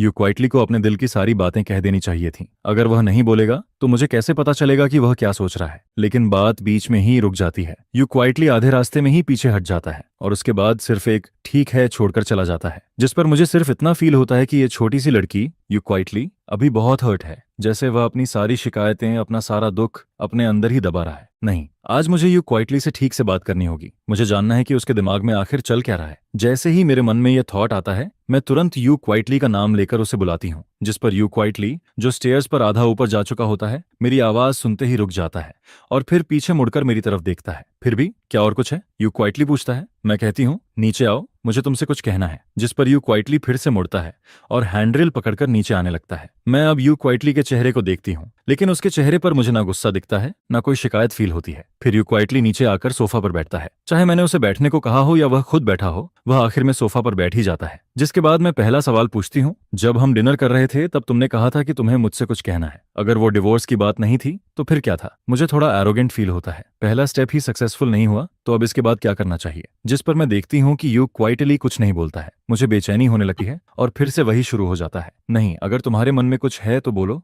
तुम्हारे चेहरे को देखकर कोई कैसे समझेगा कि तुम क्या सोच रहे हो? यह कहते हुए मुझे थोड़ा डिप्रेस्ड भी फील होता है, क्योंकि दोपहर में मैंने उसे उसके बेस्ट फ्रेंड से बात करते हुए सुना था। शायद वह मुझे कोई बुक देना चाहता था। यह सुनकर मुझे लगा था कि यू क्वाइटली शायद काफी लाइवली पर्सनालिटी वाला होगा, लेकिन मेरे सामने आते ही यू क्वाइटली फिर से इंट्रोवर्ट बन जाता है। लेकिन कोई बात नहीं, मैं यू क्वाइटली को टाइम दूंगी, उसे सोचने दूंगी, सब कुछ क्लियर करने दूंगी और फिर आंसर देने दूंगी। जब दो लोग बात कर रहे होते हैं और सामने वाला मोबाइल फोन उठा ले तो वह बहुत रूड लगता है। इसलिए मैंने अपना मोबाइल नहीं देखा और यू क्वाइटली भी अपना मोबाइल नहीं देखता है, क्योंकि उसे भी पता है कि इस टाइम मोबाइल पकड़ना गलत लगेगा। इसलिए वो बस सीधा बैठा रहता है। लेकिन काफी देर तक ऐसे बैठे रहने के बाद यू क्वाइटली थोड़ा अनकंफर्टेबल फील करने लगता है, जिस पर मैं कुछ देर तक उसे देखती रहती हूँ। लेकिन यू क्वाइटली अभी भी कुछ बोलने के साइंस नहीं दिखाता है। तभी अचानक मुझे लगता है कि हम दोनों के बीच का रिश्ता कुछ अजीब हो गया है। मैं कहती हूँ, मुझे अभी तुम्हारे सामने वैसा फील हो रहा है जैसे कोई स्टूडेंट जिसे ऑफिस में बुलाया गया हो। यह सुनकर मैं खुद ही हल्का सा कंप्लेन करने वाले अंदाज में बोलती हूँ, जिस पर यू क्वाइटली हंस देता है और यह उसकी तरफ से पहली रिएक्शन होती है। जैसे ही मैं उसे हंसते हुए देखती हूँ, मैं तुरंत मौका देखकर कहती हूँ, यू क्वाइटली, तुम्हें इतना सोचने की जरूरत नहीं है। तुम्हें बस सीधे बोलना चाहिए कि तुम डिवोर्स नहीं चाहते और जो भी तुम्हारे मन में है वह सब बोल देना चाहिए। मैं उसे बहुत इनकरेजिंग नजरों से देखती हूँ, लेकिन एक पल के लिए मुझे खुद पर ही अजीब फील होता है, जैसे मैं कोई स्ट्रेंज अंकल हूँ जो किसी बच्चे को समझा रहा हो। ठीक है, यू क्वाइटली सिर हिलाता है, लेकिन उसका जवाब इतना सिंपल होता है कि मुझे लगता है जैसे वह बस बात खत्म करने के लिए बोल रहा है और मुझे समझ नहीं आता कि अब यू क्वाइटली के साथ क्या करूं। इसलिए मैं बस उसे उम्मीद भरी नजरों से देखती रहती हूँ और मेरी यह नजर यू क्वाइटली को एम्बैरेस्ड कर देती है, जिस पर वह तुरंत हाथ उठाकर कहता है, मैं सच में तुमसे झूठ नहीं बोल रहा हूँ। मैं प्रॉमिस करता हूँ कि आगे से जो भी सोचूंगा सब बोल दूंगा। मैं तुरंत कहती हूँ, तो फिर जो बात तुम पहले मुझसे कहना चाहते थे वही बोलो। जिस पर यू क्वाइटली थोड़ा एम्बैरेस्ड होकर 2 बार खांसता है, लेकिन उसके बाद भी वह कुछ नहीं बोलता। मैं कुछ देर उसे देखती हूँ और फिर कहती हूँ, मुझे नहीं लगता कि आज हम दोनों की बात आगे बढ़ पाएगी। छोड़ो, कोई बात नहीं, तुम जल्दी रेस्ट कर लो। मैं गहरी सांस लेती हूँ और उठकर जाने लगती हूँ। रुको। जैसे ही यू क्वाइटली देखता है कि मैं जा रही हूँ, वह जल्दी से मेरे कपड़ों का किनारा पकड़ लेता है, क्योंकि उसे हमेशा लगता है कि अगर वह मुझे ऐसे ही जाने देगा तो कुछ अच्छा नहीं होगा। लेकिन मुझे रोकने के बाद भी उसे समझ नहीं आता कि आखिर क्या कहना चाहिए। जिस पर मैं नीचे देखती हूँ, यू क्वाइटली मेरे कपड़ों का किनारा पकड़े होता है। फिर वह सिर उठाकर मेरी तरफ देखता है, लेकिन अगले ही पल उसका चेहरा लाल हो जाता है। उसे लगता है कि उसने कुछ गलत कर दिया, जिस पर वह तुरंत मेरा कपड़ा छोड़ देता है, जैसे उसने कोई बहुत बड़ी गलती कर दी हो। और फिर वह अपना वही हाथ जो अभी अभी मेरे कपड़े पकड़ रहा था, अपनी पीठ के पीछे छुपा लेता है ताकि मैं उसे ना देख सकूं। असल में यह कोई बड़ी बात नहीं थी, लेकिन यू क्वाइटली को लगता है कि शायद यह बात मेरे लिए परेशानी बन सकती है। यू क्वाइटली धीरे से कहता है, मुझे नहीं पता कि यह बात तुम्हारे लिए ट्रबल बनेगी या नहीं। जिस पर मैं तुरंत कहती हूँ, अगर तुम बताओगे ही नहीं तो मुझे कैसे पता चलेगा कि वह ट्रबल है या नहीं। छिन मनमन ने भी उससे यही कहा था, लेकिन फिर भी यू क्वाइटली को हमेशा लगता है कि ऐसा करना सही नहीं है। उसे लोगों को परेशान करना पसंद नहीं है, और छिन मनमन तो उसके पास रिलेशनशिप की वजह से थी, लेकिन मेरे साथ उसके और मेरे बीच सिर्फ एक मैरिज का रिश्ता है। जिस पर यू क्वाइटली अचानक कहता है,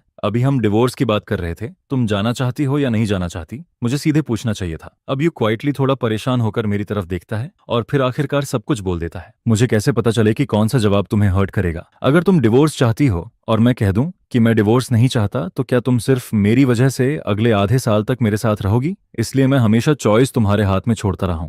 मैं चाहता था कि फैसला तुम करो। फिर वो मेरी तरफ देखता है और कहता है, तुम बस मुझे एक क्लियर आंसर दे दो, चाहे तुम जाना चाहती हो या नहीं जाना चाहती। इन दोनों में से कोई एक आंसर दे दो। फिर मुझे क्यों पूछना चाहिए कि मैं क्या चाहता हूँ? इस बार यू क्वाइटली बहुत कुछ बोल देता है और मैं उसकी सारी बातें बहुत ध्यान से सुनती हूँ। जब वह बोलना खत्म करता है, तब मुझे समझ आता है कि यू क्वाइटली बहुत ज्यादा सोचता है, लेकिन हमेशा सिर्फ दूसरों के बारे में सोचता है, कभी खुद के बारे में नहीं। जिस पर मैं उससे पूछती हूँ, क्या तुम्हारी फीलिंग्स इंपॉर्टेंट नहीं है? मैंने उसके बारे में बहुत सोचा था, इसलिए जब मैंने उससे कहा कि मैं डिवोर्स नहीं चाहती, तब मैंने पूरा फैसला उसके हाथ में छोड़ दिया था, क्योंकि उस टाइम मुझे समझ नहीं आ रहा था कि यू क्वाइटली क्या चाहता है। मैरिज तभी चलती है जब दोनों लोग उसे चलाना चाहते हों। अगर एक इंसान ही उसे निभाना चाहता रहे और दूसरा नहीं, तो फिर उसका कोई मतलब नहीं होता। इसलिए चॉइस उसके हाथ में देना कोई बड़ी बात नहीं थी। मुझे बस इतना चाहिए था कि यू क्वाइटली अपने मन की बात बता दे। उसके बाद हम दोनों मिलकर डिसाइड कर सकते थे कि आगे क्या करना है। लेकिन मैंने नहीं सोचा था कि प्रॉब्लम सिर्फ इतनी सी होगी। यह सुनकर यू क्वाइटली एकदम स्टंडन रह जाता है। वह धीरे से अपना मुंह खोलता है और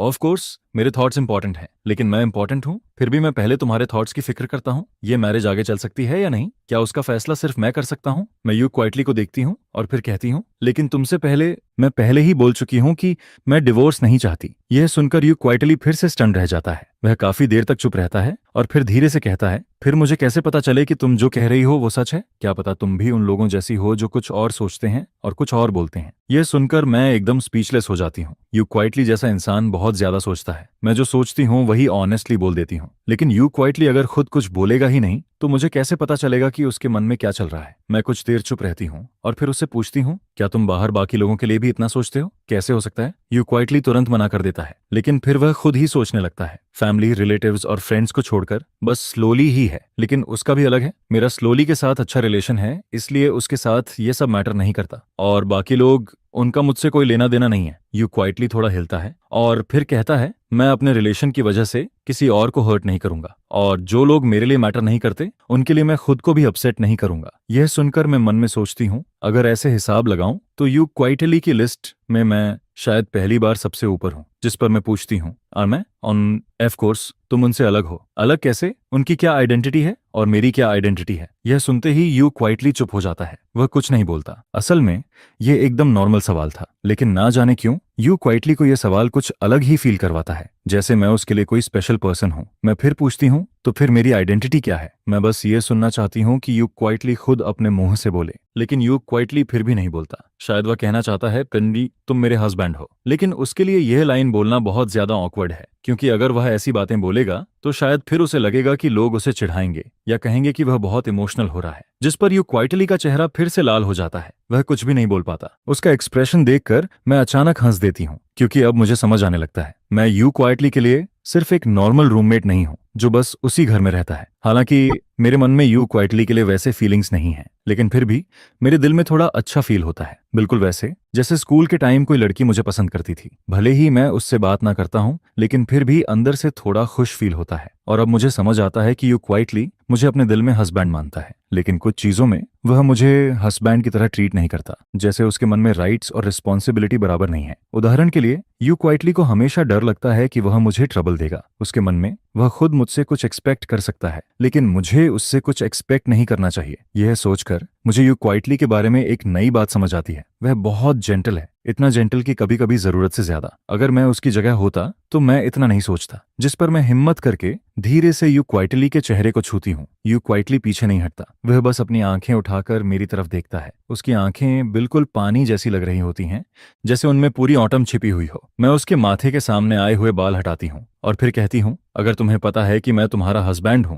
तो तुम्हें यह भी पता होना चाहिए कि छोटी छोटी बातों में तुम मुझ पर डिपेंड कर सकते हो। तुम्हें मुझे यह मौका देना होगा। अगर तुम मुझे बताओगे, तभी मुझे पता चलेगा कि कौन सी बात तुम्हारे लिए बड़ी है और कौन सी नहीं। फिर मैं उसे देखती हूँ और कहती हूँ, जैसे अगर तुम्हें मेरा वीचैट चाहिए तो तुम सीधे बोल सकते हो। मैं यू क्वाइटली को देखती हूँ, जिस पर यू क्वाइटली धीरे से मेरा चेहरा छूता है। शायद उसे लगता है कि मेरे चेहरे पर कुछ लगा हुआ है, लेकिन उसके कुछ बोलने से पहले मैं पहले बोल देती हूँ, तुम्हारी नजर में वीचैट मांगना बहुत बड़ी बात है? मैं बहुत कंफ्यूजन में पूछती हूँ और यू क्वाइटली भी उतनी ही कंफ्यूजन में जवाब देता है, क्या नहीं है? आखिर में मैं हेल्पलेस होकर सिर हिला देती हूँ। फिर मैं सीधे यू क्वाइटली का मोबाइल लेती हूँ और उसमें अपना नंबर सेव कर देती हूँ। यू क्वाइटली कुछ पल के लिए रुक जाता है और फिर पूछता है, तो क्या तुम अक्सर लड़कियों से उनका वीचैट मांगते हो? यह सुनकर मैं फिर से कंफ्यूज्ड हो जाती हूँ। यू क्वाइटली का ब्रेन आखिर चलता कैसे है? मैं कुछ नहीं बोलती, जिस पर यू क्वाइटली को अचानक एहसास होता है कि उसका सवाल थोड़ा अजीब था, इसलिए वह जल्दी से कहता है, मैं बस पूछ रहा था, अगर तुम सच में किसी से बात करना चाहते हो तो तुम सीधे बोल सकते हो, हम नॉर्मली बात कर सकते हैं। और अगर तुम नहीं बताना चाहते तो भी ठीक है। लेकिन उसे शायद अभी भी लगता है कि यह काफी नहीं है, इसलिए वह जल्दी से एक और लाइन जोड़ देता है, मैं गुस्सा नहीं करूंगा। यू क्वाइटली बहुत जेंटल टोन में ये कहता है, लेकिन मुझे ये सुनकर बिल्कुल अच्छा नहीं लगता, बल्कि ऐसा लगता है जैसे ये कोई डेंजरस लाइन हो, क्योंकि दुनिया में बहुत लोग कहते हैं कि वह गुस्सा नहीं होंगे, लेकिन असल में बाद में वही सबसे ज्यादा गुस्सा करते हैं। जिस पर मैं तुरंत कहती हूँ, कैसी बात कर रहे हो? मैं क्या वैसा इंसान लगता हूँ? यह सुनकर यू क्वाइटली हल्का सा सिर हिलाता है और मुझे लगता है कि अब वह नाराज नहीं है। मैं धीरे से हूं कहती हूँ और फिर टॉपिक बदलने का फैसला करती हूँ। तो तुम जो पहले मुझे कुछ बताना चाहते थे, क्या वह सिर्फ वीचैट जैसी छोटी सी बात पर? यू क्वाइटली अचानक से सेंसिटिव हो गया। शायद मुझे ऐसा सिर्फ फील हुआ हो, लेकिन उसकी बातों में मुझे थोड़ा सार्कास्टिक टोन सुनाई देता है। असल में ऐसा नहीं है कि मैं तुम्हें फोन पर बताऊंगा, क्योंकि इंटरनेट पर बोलना आसान लगता है। आखिर अगर वह बात सामने बोल सकता तो पहले ही बोल देता। लेकिन सच में मेरे और उसके बीच हर बात फेस टू फेस होना जरूरी नहीं है। जैसे जब मैं ऑफिस से घर लौटता हूँ, तब वही टाइम होता है जब यू क्वाइटली उठता है। वह मुझे छोटे छोटे नोट्स छोड़ता है, जैसे लाइट्स बंद करना मत भूलना। अगर वह सामने बोलता और कहीं उससे कोई कॉन्फ्लिक्ट हो जाता तो क्या होता, लेकिन नोट अलग होता है। अगर मेरा टेम्पर खराब होता तो शायद मैं वो नोट फाड़ कर ट्रैश कैन में फेंक देता, और फिर रात में जब यू क्वाइटली नीचे आता और बैले की लाश देखता, तब उसे समझ आता कि यह इंसान इतना इजी नहीं है, और उसके बाद वह मुझसे और कम बात करता। लेकिन अच्छा है कि मेरा टेम्पर इतना खराब नहीं है। मुझसे बात करने के बाद यू क्वाइटली अपना फोन लेकर जल्दी जल्दी सेकंड फ्लोर पर चला जाता है और मुझे ज्यादा देर वेट नहीं करना पड़ता। थोड़ी देर बाद मेरे वीचैट पर एक फ्रेंड रिक्वेस्ट आती है। उसका प्रोफाइल फोटो मेई यांगयांग का होता है और नेम लिखा होता है, तुम मुझे प्रिंसेस मेई यांगयांग बुला सकते हो। ये यू जिंगशी का अकाउंट होता है, वही लड़की जो हमेशा बहुत सीरियस और डीप लगती है। अगर मैंने पहले ही यू जिंगशी का वीचैट ऐड कर लिया होता तो शायद मैं उसके बारे में इतनी बड़ी मिसअंडरस्टैंडिंग नहीं करता। फ्रेंड रिक्वेस्ट एक्सेप्ट करते ही यू क्वाइटली मुझे मैसेज भेजता है, मैं यू क्वाइटली हूँ। उसके बाद वह नंबर्स की एक लाइन भेजता है, वह उसका फोन नंबर होता है। मैं तुरंत उसे सेव कर लेता हूँ। कॉन्टैक्ट सेव करते हुए मैं यही सोच रहा होता हूँ कि यह छोटी सी लड़की यू क्वाइटली बाहर से इतनी इंट्रोवर्ट लगती है, लेकिन जैसे ही फोन हाथ में आता है वह खुद बात शुरू कर देती है। मैं अभी उसका नाम एडिट ही कर रहा होता हूँ, तभी यू क्वाइटली के मैसेजेस एक के बाद एक आने लगते हैं। इतने मैसेज आ जाते हैं कि कॉन्टैक्ट सेव करने के बाद मुझे वापस जाकर सारे मैसेज पढ़ने पड़ते हैं। असल में कोई बहुत बड़ी बात नहीं थी। हालांकि उसने हाँ बोल दी थी, लेकिन उसने किन मेमिंग से कहा था कि शायद वह मुझे बाहर नहीं ला पाएगी। सब कुछ सिचुएशन पर डिपेंड करेगा। उसका मतलब बस इतना था कि वह मुझे अपने फ्रेंड से मिलवाना चाहती है। मैं उसकी बात समझ जाता हूँ, बिल्कुल वैसे ही जैसे मेरे फ्रेंड्स हमेशा कहते रहते हैं कि यू क्वाइटली को एक बार बाहर खाने पर लेकर आओ। अब चिन मिंगमिंग और यू क्वाइटली ने टाइम और जगह थोड़े से अलग अलग रख दी है और मुझे कहा है कि जो कन्वीनियंट लगे मैं चुन लूं। जहां तक बिल की बात है, अगर मैं उनके साथ जाने के लिए रेडी हो जाऊं तो बाद में यू क्वाइटली मुझे पैसे ट्रांसफर कर देगा और फिर बिल मैं पे करूंगा, क्योंकि उसके हिसाब से उसके बेस्ट फ्रेंड के सामने उसका हस्बैंड बिल पे करे तो उसे अच्छा लगेगा, लेकिन यू क्वाइटली सच में मुझे बिल पे नहीं करने देगा। उसने पहले जो कहा था कि किन मैंगमैंग बिल देगी, वह बस मजाक था। आखिर किन मैंगमैंग इतनी दूर से आई है, वह सच में उससे पैसे कैसे ले सकता है? यू क्वाइटली अपने मैसेज में एक एक करके सारी बातें समझाता जाता है, और जब उसे लगता है कि जो कुछ कहना था वह सब कह दिया, तब वह आखिर में एक छोटा सा समरी मैसेज भेजता है, बस इतना ही, बाकी कुछ नहीं है। और उसके साथ वह एक सॉफ्ट सा इमोजी भी भेजता है। मैं शुरू से आखिर तक सारे मैसेज पढ़ता हूँ और फिर सोचता हूँ यह तो वही सब है जो मैंने पहले ही सुन लिया था। अब मैं सिर्फ इतना समझ सकता हूँ कि आगे से मुझे ये उम्मीद नहीं करनी चाहिए कि यू क्वाइटली खुद से आकर कुछ बोलेगा। मुझे खुद उससे पूछना होगा। अगर मैं उसका वेट करूंगा तो शायद अगले जन्म तक वेट करता रह जाऊंगा। मैं उसे बस एक ठीक है भेज देता हूँ। असल में यह कोई बड़ी बात नहीं थी जिस पर यू क्वाइटली तुरंत एक खुश वाला स्टिकर भेज देता है। मैं इमेजिन करता हूँ कि दूसरी तरफ यू क्वाइटली अपने फोन को देखकर उसी स्टिकर जैसी स्माइल कर रहा होगा, और फिर मैं सोचने लगता हूँ जब यू क्वाइटली सच में हंसता होगा तो कैसा लगता होगा। मैं अपने होंठ दबाता हूँ और तभी अचानक मुझे कुछ याद आता है। मैं उसके एक पुराने मैसेज को ऊपर स्क्रॉल करके देखता हूँ। तुमने खुद कहा था कि यह कोई बड़ी बात नहीं है, फिर तुम इसे बोलने में इतना हेजिटेट क्यों कर रहे थे? इस बार यू क्वाइटली बहुत जल्दी रिप्लाई करता है, इंटरनेट पर यह बड़ी बात नहीं है। मैं पूछता हूँ क्यों, जिस पर यू क्वाइटली जवाब देता है क्योंकि इंटरनेट पर हम कपल हैं। मैं आगे कुछ और पूछना चाहता हूँ, लेकिन उससे पहले ही यू क्वाइटली एक के बाद एक कई मैसेज भेज देता है। अपनी प्यारी वाइफ को किस करो, अपने हस्बैंड को चुपचाप आंसर दो आई लव यू, मुझे नोट्स भेजो, और होटल जल्दी चूज करना मत भूलना। यह पढ़कर मैं एकदम स्टंड रह जाता हूँ। मेरा मन करता है कि अभी इसी वक्त ऊपर जाकर देखूं कि यू क्वाइटली आखिर फोन के सामने बैठकर यह सब कैसे टाइप कर रहा है। मैं फोन की स्क्रीन पर लिखे हुए 4 वर्ड्स को देखता रहता हूँ। अपने हस्बैंड को किस करो। कौन कहेगा कि यू क्वाइटली इतना सिंपल है? मैंने नहीं सोचा था कि इस छोटे से इंसान के 2 चेहरे होंगे। सेकंड फ्लोर पर मैसेज भेजने के बाद यू क्वाइटली वापस बेड पर चला जाता है और फिर कमरे का दरवाजा लॉक कर लेता है। अगर मैं अभी ऊपर चला जाऊं तो शायद बात अच्छी तरह खत्म नहीं होगी। अगर कल मैं उससे नहीं मिल पाया तो फिर रहने दो। इंटरनेट वाला यू क्वाइटली रियल लाइफ वाले यू क्वाइटली से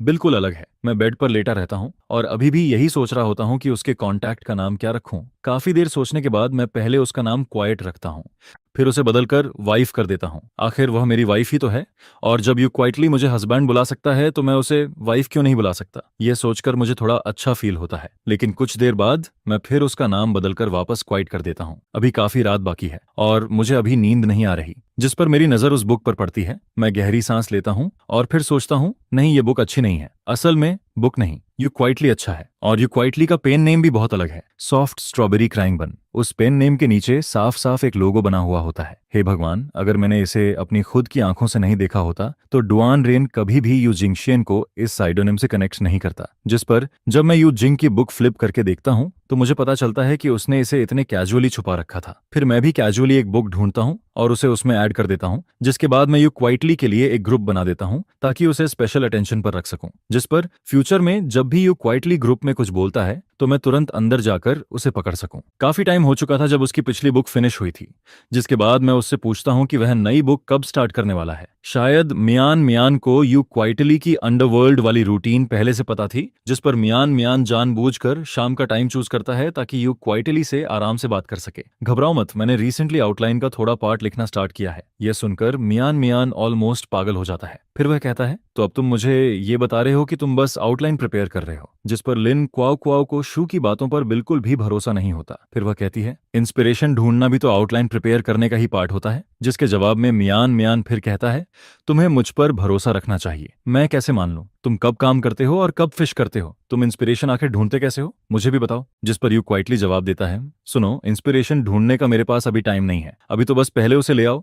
मैं रिसेंटली अपने हस्बैंड के साथ डेटिंग कर रहा हूँ सक्का था। यह सुनकर सामने वाला हैरान रह जाता है। फिर यू क्वाइटली आगे कहता है मैं हस्बैंड का ख्याल रखता हूँ, बच्चे का भी ख्याल रखता हूँ, और अभी मुझे बच्चे को हुए पूरे 8 महीने हो चुके हैं। मेरी लाइफ कितनी मिसरेबल हो गई है। जिस पर कोई पूछता है और तुम्हारा हस्बैंड कहाँ है? यू क्वाइटली कैजुअली जवाब देता है मेरा हस्बैंड मेरे बगल में ही लेटा है। यह सुनते ही मैं दांत भींचकर पोर्सलेन नाइफ पर हाथ मार देता हूँ। फिर मैं कहता हूँ सुन लो, तुम्हारे रिकमेंडेशन का दूसरा हाफ गया, अभी चाहिए तुम्हें? जिस पर एक और केस फ्लैश होकर सामने आता है। हालांकि मेरा दिल अभी भी हॉर्स लेटर पर नहीं था, लेकिन मेरा हाथ फिर भी कीबोर्ड को टच करता रहता है। फिर अचानक मियान मियान का अवतार डार्क हो जाता है। कंग्रेचुलेशंस, यू क्वाइटली ने आखिरकार तुम्हें याद कर लिया। जिस पर मैं धीरे धीरे सक्सेसफुल तो हो जाता हूँ, लेकिन साथ ही दूसरे इंसान पर गुस्सा भी आने लगता है। मैं आधा गुस्से में होता हूँ, लेकिन पूरी तरह नहीं। फिर अगले दिन मैं बुक स्टोर में बैठा होता हूँ और आसपास देखने लगता हूँ कि यहाँ कौन सी चीज खाने के लिए अच्छी है। काफी देर तक सर्च करने और कई ऑप्शंस देखने के बाद मुझे आखिरकार एक हॉट पॉट रेस्टोरेंट मिल जाता है। लेकिन फिर भी मैं यू जिंग की ओपिनियन को कंसिडर करता हूँ,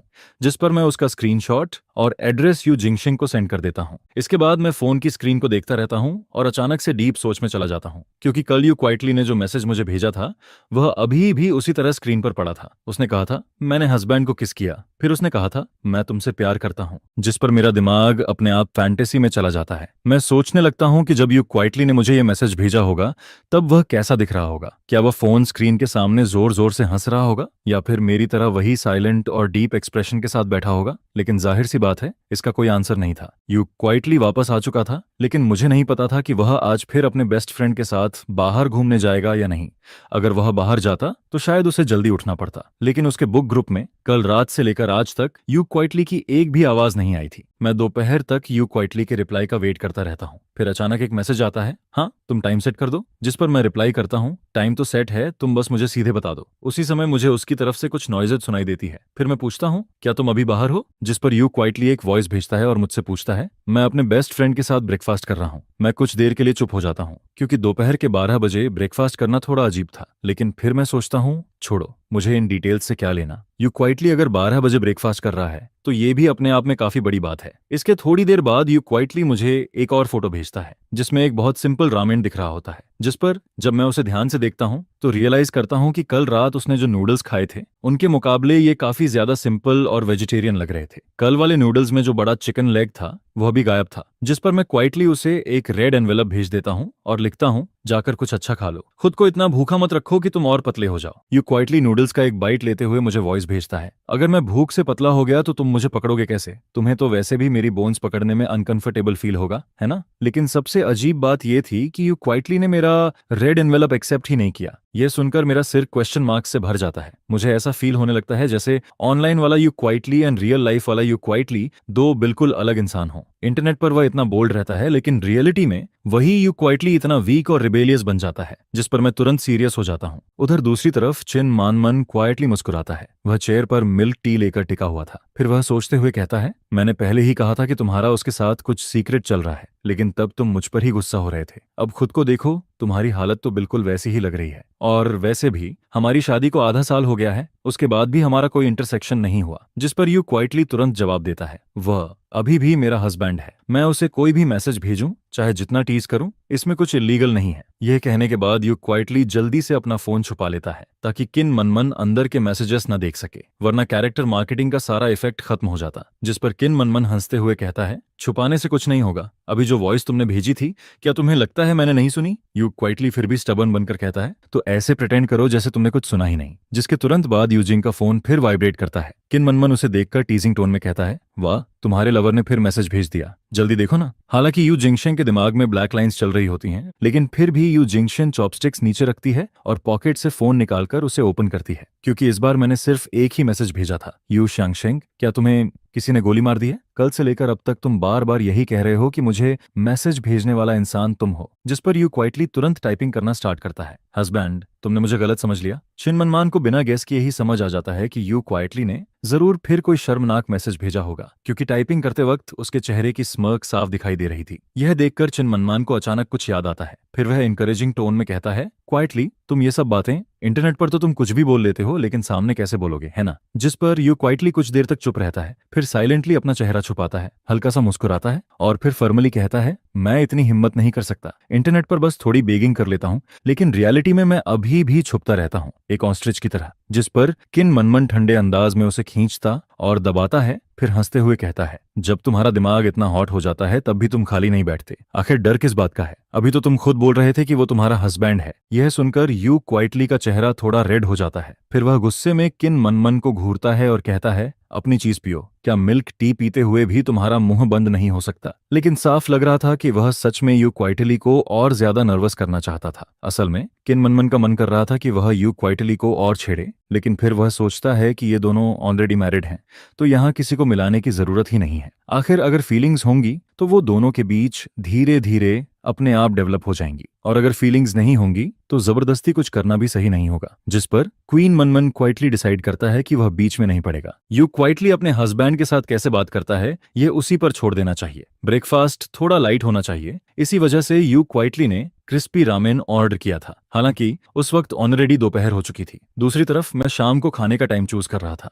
क्योंकि यू क्वाइटली अभी सिर्फ ब्रेकफास्ट कर रहा था और उसके बाद उसे अपने फ्रेंड के साथ थोड़ा घूमना भी था, जिस पर मुझे लगा कि शायद उसे बाद में भी कुछ खाना पड़ेगा, इसलिए मैं बहुत जल्दी का टाइम नहीं रख सकता था। काफी सोचने के बाद मैं यू क्वाइटली को टाइम भेजता हूँ, तो फिर रात के 9 बजे। अगर धीरे धीरे खाया जाए तो ज्यादा से ज्यादा 11 बजे तक खत्म हो जाएगा, और मॉडर्न सोसाइटी में रहने वाले इंसान के लिए इतनी देर से खाना कोई बहुत लेट भी नहीं होता। जिस पर यू क्वाइटली रिप्लाई करता है, ठीक है, रात 9 बजे हॉटपॉट रेस्टोरेंट में मिलते हैं। यू क्वाइटली को फील होता है कि यह पहली बार है जब वह मेरे साथ बाहर खाने जा रहा है, जिस पर उसे लगता है कि उसे थोड़ा और प्रॉपर्ली तैयार होना चाहिए। अभी सिर्फ 8 बजे थे। यू क्वाइटली किन मनमन से कार चलाने के लिए कहता है। वहां पहुंचने में लगभग 20 मिनट लगते हैं। अगर रास्ते में ट्रैफिक ना हो तो ज्यादा से ज्यादा आधा घंटा लगता। रास्ते में आसपास में एक साइड पर यू श्याओ मारू बेचने वाला स्टॉल दिखता है, जिस पर यू क्वाइटली कार से उतरता है और 3 पैकेट्स खरीद लेता है, साथ में 3 कप्स मिल्क टी भी। फिर वह कैजुअली पूछता है, क्या एक तुम्हारे लिए वापस ले चलूं? कार चलते हुए रास्ते में थोड़ा ट्रैफिक था, जिस पर किन मनमन चिन पर हाथ रखकर यू क्वाइटली से पूछता है, क्या तुमने कभी सोचा है कि फ्यूचर में अपने हस्बैंड के साथ डेट पर जाओगे? यू क्वाइटली कुछ देर चुप रहता है, फिर वीक आवाज में पूछता है,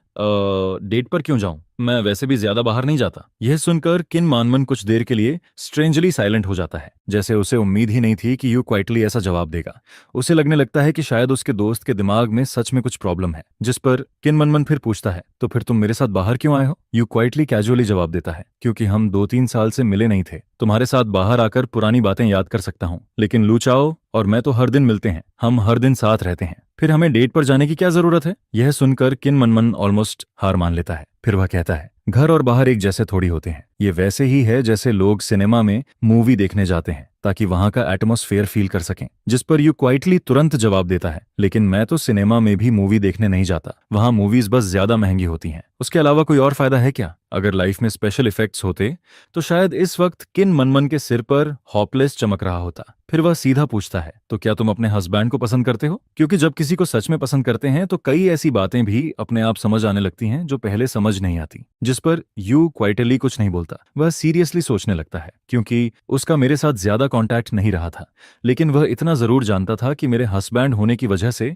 मेरे लिए उसके दिल में एक स्पेशल जगह है। वह रीजन एक्सप्लेन नहीं कर सकता था, लेकिन उसे पता था कि यह जगह अलग है। उसकी अपनी आइडेंटिटी में यू क्वाइटली बस मेरे साथ हाथ पकड़कर चलने तक की जगह रखता था, बाकी चीजों का उसके लिए ज्यादा मतलब नहीं था। फिर यू क्वाइटली धीरे से कहता है, ये पसंद नहीं है, ये बस रिस्पॉन्सिबिलिटी है। जिस पर किन मनमन मुस्कुराता है और कहता है, अगर तुमने ऑलरेडी डिसाइड कर लिया है कि तुम उसके साथ जिंदगी बिताओगे तो तुम्हें अपने लिए भी थोड़ा रास्ता बनाना होगा। तुम और लू चाओ ऐसे ही बस साथ नहीं रह सकते। तुम दोनों हस्बैंड वाइफ हो, कोई कोऑपरेटिव रूममेट्स नहीं। तुम्हें कोशिश करनी चाहिए कि तुम उसे पसंद करो। अगर कर पाओ तो वही सबसे अच्छा होगा, चाहे उसका स्वभाव ब्राइट हो या फिर बिल्कुल आइस जैसा कोल्ड। तुम्हें अपने दिल में कुछ तो फील होना चाहिए। जिस पर यू क्वाइटली फिर चुप हो जाता है। कुछ देर बाद उसकी धीमी आवाज निकलती है, ये बात बहुत डेंजरस लग रही है। यू क्वाइटली और किन मनमन कार में 20 मिनट से ज्यादा फंसे हुए थे और अब टाइम 8:40 हो चुका था। जिस पर अचानक यू क्वाइटली को फील होता है कि शायद वह आज की मीटिंग के लिए लेट हो जाएगा। वह तुरंत अलर्ट हो जाता है, नहीं, अगर मैं लेट हो गया तो कितना एम्बेरसिंग होगा। लेकिन किन मनमन काफी काम रहता है, क्योंकि ट्रैफिक जाम उसके हाथ में नहीं था। जिस पर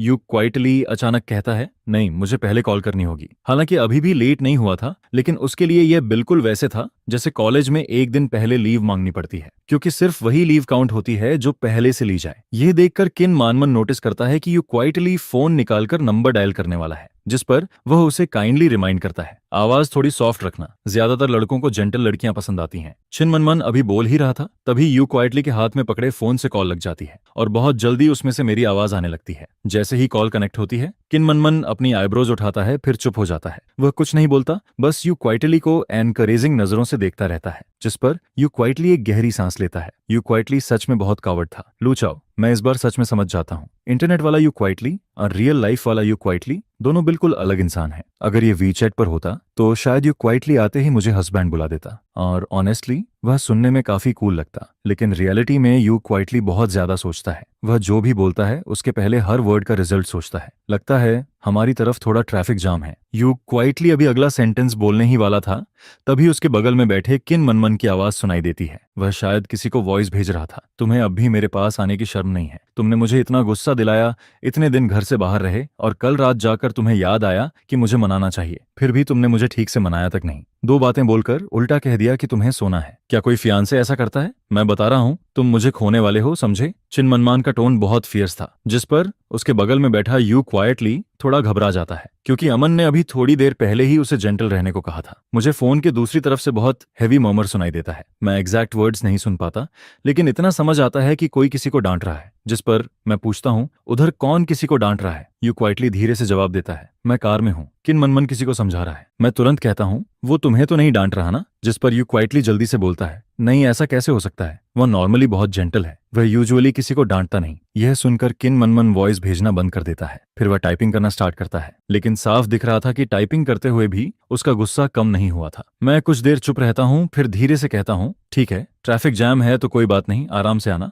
जल्दी मत करना, सेफ्टी का ध्यान रखना। जिसके बाद मैं वेटर से भी थोड़ा ऑकवर्ड होकर कहता हूँ, सॉरी, मेरे दो फ्रेंड्स रास्ते में ट्रैफिक में फंसे हैं, शायद उन्हें आने में थोड़ा लेट हो जाएगा। 9:20 हो चुके थे, लेकिन यू क्वाइटली और किन मनमन अभी तक हॉटपॉट रेस्टोरेंट नहीं पहुंचे थे। फिर अचानक मेरे पास मैसेज आता है, हम पहुंच गए। जिस पर मैं तुरंत रिप्लाई करता हूँ, तो फिर सीधे अंदर आ जाओ, मैं भी अभी आया हूँ, वेटर अभी मेन्यू देकर गया है, तुम लोग आओ, फिर साथ में सूप बेस चूज करेंगे। इसके बाद मैं quietly table number you quietly को भेज देता हूँ। फिर मैं आसपास की खाली टेबल्स को देखता हूँ। अच्छी बात थी कि आज ज्यादा कस्टमर्स नहीं थे, वरना मैं इतनी देर तक यहाँ नहीं बैठ पाता। मैंने जानबूझकर कॉर्नर वाली टेबल चूज की थी, क्योंकि मैं रियल लाइफ वाले यू क्वाइटली को देखकर थोड़ा कंफर्टेबल फील करना चाहता था। जब यू क्वाइटली और किन मनमन अंदर आते हैं, तब मैं उनकी तरफ पीठ करके बैठा था। मेरे हाथ में अभी भी ईस्टर एग्स की छोटी सी बुलेटिन थी, जिसे मैं कैजुअली पलट रहा था। जैसे ही वे दोनों अंदर आते हैं, यू क्वाइटली बहुत धीरे से बोलता है, लुचाओ। जिस पर मैं पीछे मुड़कर उसे देखता हूँ। यू क्वाइटली बिल्कुल वैसा ही दिख रहा था जैसा मैंने इमेजिन किया था, बहुत शांत, बहुत सिंपल। ऐसा लग रहा था जैसे उसके अंदर सच में कोई क्वाइट सा एहसास हो। अगर मैं बस वीचैट की उसकी चैट हिस्ट्री भूल जाऊं तो शायद वह और भी नॉर्मल लगता। यू क्वाइटली बैठ जाता है, फिर अपने हाथ में पकड़ी मिल्क टी और जांग्यू मीट बॉल्स मेरे सामने रख देता है। फिर थोड़ी ऑकवर्ड आवाज में कहता है, मीट बॉल्स थोड़े ठंडे हो गए हैं, अगर तुम्हारा मन ना हो तो मत खाना, बाद में मैं खुद क्वाइटली खा लूंगा। असल में उसके ओरिजिनल प्लान के हिसाब से मीट बॉल्स ठंडे नहीं होने चाहिए थे। यह सोचकर यू क्वाइटली अंदर ही अंदर थोड़ा रिग्रेट करता है। मैं हल्का सा मुस्कुराता हूँ और कहता हूँ, कोई बात नहीं। फिर मैं मीट बॉल्स को साइड में रख देता हूँ, क्योंकि पहले गेस्ट्स को हैंडल करना जरूरी था। बहुत जल्दी हम लोग अपनी जरूरत के हिसाब से ऑर्डर कर देते हैं। इसके बाद डिपिंग सॉस बनाने की बारी आती है। यह काम वैसे भी आसान था, इसलिए जैसे ही यू क्वाइटली उठता है, मैं भी उसके साथ उठ जाता हूँ। जिस पर पीछे बैठा किन मनमन हम दोनों को देखता है। फिर अचानक उसका मन नहीं करता कि वह हमारे बीच आए। वह कैजुअली कहता है, यू क्वाइटली, तुम मेरा सॉस बना देना, तुम्हें पता है मुझे क्या पसंद है। जिस पर यू क्वाइटली पीछे मुड़कर मुझे देखता है, फिर सामने बैठे किन मनमन को देखता है। उसके चेहरे पर साफ लिखा था, क्या तुम सीरियसली चाहते हो कि मैं यहाँ सर्वेंट बन जाऊं? लेकिन उस वक्त मैं अंदर ही अंदर सीक्रेटली खुश हो रहा था, हालांकि मेरे चेहरे पर कुछ नहीं दिख रहा था। यू क्वाइटली एक गहरी सांस लेता है, फिर सॉस टेबल के नीचे से 3 छोटे बॉल्स निकालता है। छोटे इंग्रेडिएंट्स रखने में आसानी हो, इसलिए वह अपने हाथ के 2 बॉल्स मुझे पकड़ा देता है। फिर कहता है, कोई भी काम हो लूचाओ, तुम हेल्प कर दो। मैं बॉल्स लेते हुए उसकी तरफ देखता हूँ, फिर हल्का सा हंसकर कहता हूँ, तुम तो हस्बैंड बोलने में बड़े स्मूथली थे, अब अचानक से नाम क्यों लेने लगे? यह सुनकर यू क्वाइटली के चेहरे पर सिर्फ 1 सेकंड के लिए अजीब सा एक्सप्रेशन आता है, लेकिन फिर वह तुरंत नॉर्मल हो जाता है। फिर बिना एक्सप्रेशन बदले कहता है, क्योंकि वह सब मेरा सेकंड पर्सनालिटी बोल रहा था। सेकंड पर्सनालिटी ने जो भी मैसेज भेजे, उनका मुझसे कोई रिलेशन नहीं है। मैं उसकी तरफ देखकर हंस देता हूँ। अगर ऐसा है तो फिर तुम ये भी बोल सकते हो कि तुम्हारा फोन खुद अपने आप मैसेज भेज रहा था, लेकिन अगर तुम्हें लगता है कि तुम्हारा ये रीजन वैलिड है तो ठीक है। यह सुनकर यू क्वाइटली पूरी तरह हेल्पलेस दिखने लगता है। फिर मैं उसे देखकर कहता हूँ, अब तुम थोड़े बोल्ड हो गए हो। जिस पर यू क्वाइटली तुरंत सेंसिटिव हो जाता है, लेकिन वह कुछ नहीं बोलता। इसी दौरान जब हम दोनों सॉस मिक्स कर रहे होते हैं, तभी हमारे ऑर्डर्ड डिशेस भी टेबल पर आ जाती हैं। अचानक यू क्वाइटली अपना सिर पकड़ लेता है, ओह, मैं फोटो लेना भूल गया। जिस पर वह जल्दी से अपना फोन निकालता है, सामने रखे बहुत सारे मीट वाले डिशेस की फोटो खींचता है और फिर उसे भेज देता है। बुक फ्रेंड ग्रुप में उसने बस रिप्लाई किया, फिर एक और दिन, पुराने प्रॉमिस की तरह। लेकिन यू क्वाइटली ने जैसे ही मैसेज भेजा और फोन रखने वाला था, तभी उसके बगल से मेरा स्पेशल नोटिफिकेशन वाला टोन बज जाता है। उसकी आवाज इतनी लाउड थी कि एकदम अलग से सुनाई देती है। मैं उस वक्त सिर नीचे करके मीट बॉल खा रहा था, लेकिन जैसे ही वह आवाज आती है, मेरे दिमाग में तुरंत एक बात आती है, जिस पर अगले ही पल मैं सिर उठाकर उन दोनों की तरफ देखता हूँ। सबसे पहले मेरी नजर यू क्वाइटली पर पड़ती है। यू क्वाइटली मुझे देख रहा था। फिर मैं किन मनमन को देखता हूँ। किन मनमन भी मुझे ही देख रहा था। यू क्वाइटली कुछ नहीं बोलता क्योंकि वह नॉर्मली ऐसी जगह पर सीन क्रिएट नहीं करता। उसके हिसाब से हस्बैंड वाइफ की बात घर जाकर डोर बंद करके आराम से करनी चाहिए, लेकिन किन मनमन चुप नहीं रहता। वह ऐसे बोलता है जैसे अपनी बेस्ट फ्रेंड के लिए स्टैंड ले रहा हो। क्वाइटली, तुम्हारे हस्बैंड किस अच्छी बहन को स्पेशल अटेंशन दे रहे हैं। यह सुनकर मेरे सिर में दर्द होने लगता है। मैं कहता हूँ, और किसे स्पेशल अटेंशन दूंगा, बस यू क्वाइट को, जो हमेशा ग्रुप में साइलेंटली छुपा रहता है। लेकिन आज यह बात साफ करनी जरूरी थी, क्योंकि भले ही यू क्वाइटली ने अभी ज्यादा नहीं सोचा हो, लेकिन अगर उसकी बेस्ट फ्रेंड के दिमाग में कुछ बैठ गया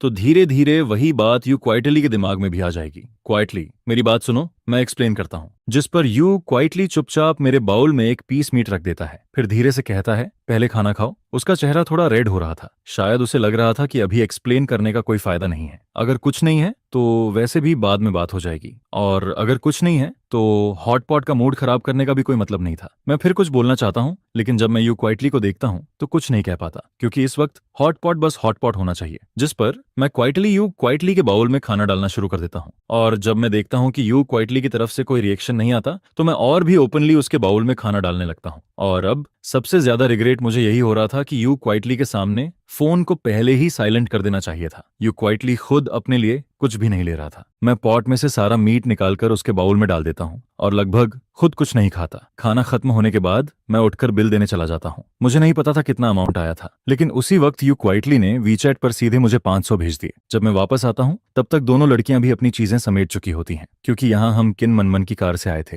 चिन मनमान को पहले से पता था कि यू क्वाइटली मेरे साथ घर जाएगा। जिस पर अलग होने से पहले किन मनमन यू क्वाइटली के कंधे पर हाथ मारता है और कहता है, अगर कुछ भी गलत लगे तो मुझे कॉल कर देना, मैं आकर तुम्हें ले जाऊंगा। यू क्वाइटली सिर हिला देता है। उसे पता था कि किन मनमन किस बात की तरफ इशारा कर रहा है, क्योंकि मेरे और उसके बीच अभी भी एक बात बाकी थी। लेकिन यू क्वाइटली खुद पूछना नहीं चाहता था। अगर मैं खुद से एक्सप्लेन नहीं करता तो वह भी ऐसे ही कुछ नहीं पूछता। असल में यू क्वाइटली कब से उस बात का प्रूफ लेकर बैठा था, ये शायद डिवोर्स वाले दिन तक चलता, लेकिन यू क्वाइटली चाहता था कि मैं खुद एक्सप्लेन करूं, क्योंकि उसने ऑलरेडी डिसाइड कर लिया था कि वह मेरे साथ आखिर तक जाएगा, और उसने ये भी डिसाइड कर लिया था कि वह मुझे पसंद करने की कोशिश करेगा। बस मुझे एक सही रीजन देना था। अगर मैं उसे एक रीजनेबल एक्सप्लेनेशन दे दूं तो वह खुद को समझा लेता। जिस पर रास्ते भर यू क्वाइटली चुप रहता है। वह फोन नहीं देखता और खुद से कोई बात भी स्टार्ट नहीं करता। घर पहुंचने के बाद यू क्वाइटली शायद गुस्से में थोड़ा तेज चलने लगता है, जिस पर मैं तुरंत आगे बढ़कर उसका हाथ पकड़ लेता हूँ। मुझे थोड़ा टाइम दो, मैं एक्सप्लेन करता हूँ। उस वक्त यू क्वाइटली के दिल में एक अजीब सा ऑकवर्ड फीलिंग था। असल में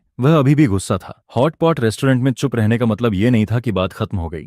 मैं उसका हाथ पकड़कर नहीं छोड़ता, और शायद मेरी पकड़ थोड़ी ज्यादा स्ट्रांग हो जाती है। यू क्वाइटली सिर नीचे करता है, फिर उसकी नजर धीरे धीरे मेरे हाथ से मेरे चेहरे तक आती है, और उस वक्त मैं उसे बहुत सीरियसली देख रहा था, लेकिन मुझे अभी भी कुछ रियलाइज नहीं हुआ था। जिस पर यू क्वाइटली हल्का सा हंस देता है। वह मुश्किल से एक स्माइल बनाता है, फिर धीरे से अपना हाथ छुड़ा लेता है। उसकी रिस्ट थोड़ी रेड हो गई थी, लेकिन मेरा पूरा ध्यान बस यू क्वाइटली के मूड पर था, इसलिए मुझे रियलाइज ही नहीं हुआ कि मैंने उसका हाथ बहुत जोर से पकड़ लिया था। यू क्वाइटली अपनी रिस्ट को धीरे से रब करता है, फिर धीरे से कहता है, लू चाओ, कल बात करेंगे, मैं आज थोड़ा टायर्ड हूँ। असल में यह उस रात्रि उसके हिसाब से शायद कुछ एक्सप्लेन करने जैसा था ही नहीं, लेकिन यू क्वाइटली यह बोलने के बाद भी वहीं खड़ा रहता है। वह जाता नहीं, क्योंकि वह मेरा एक्सप्लेनेशन सुनना चाहता था। बस वह कभी भी अपनी बात क्लियरली नहीं कहता। उसकी पर्सनैलिटी हमेशा से ऐसी ऑकवर्ड थी। मैं धीरे से कहता हूँ, असल में ऐसी कोई बात नहीं है। कुछ टाइम पहले मैंने ऑनलाइन कुछ आर्टिकल्स पढ़े थे। उसी दौरान मुझे एक वेब नॉवेल ऑथर दिखा जिसके रिजल्ट्स तुम्हारे जैसे थे, इसलिए मैंने उसे स्पेशल अटेंशन पर रखा, क्योंकि वह अक्सर ग्रुप में आता था और मैं उसे पकड़ना चाहता था। फिर बाद में मुझे पता चला,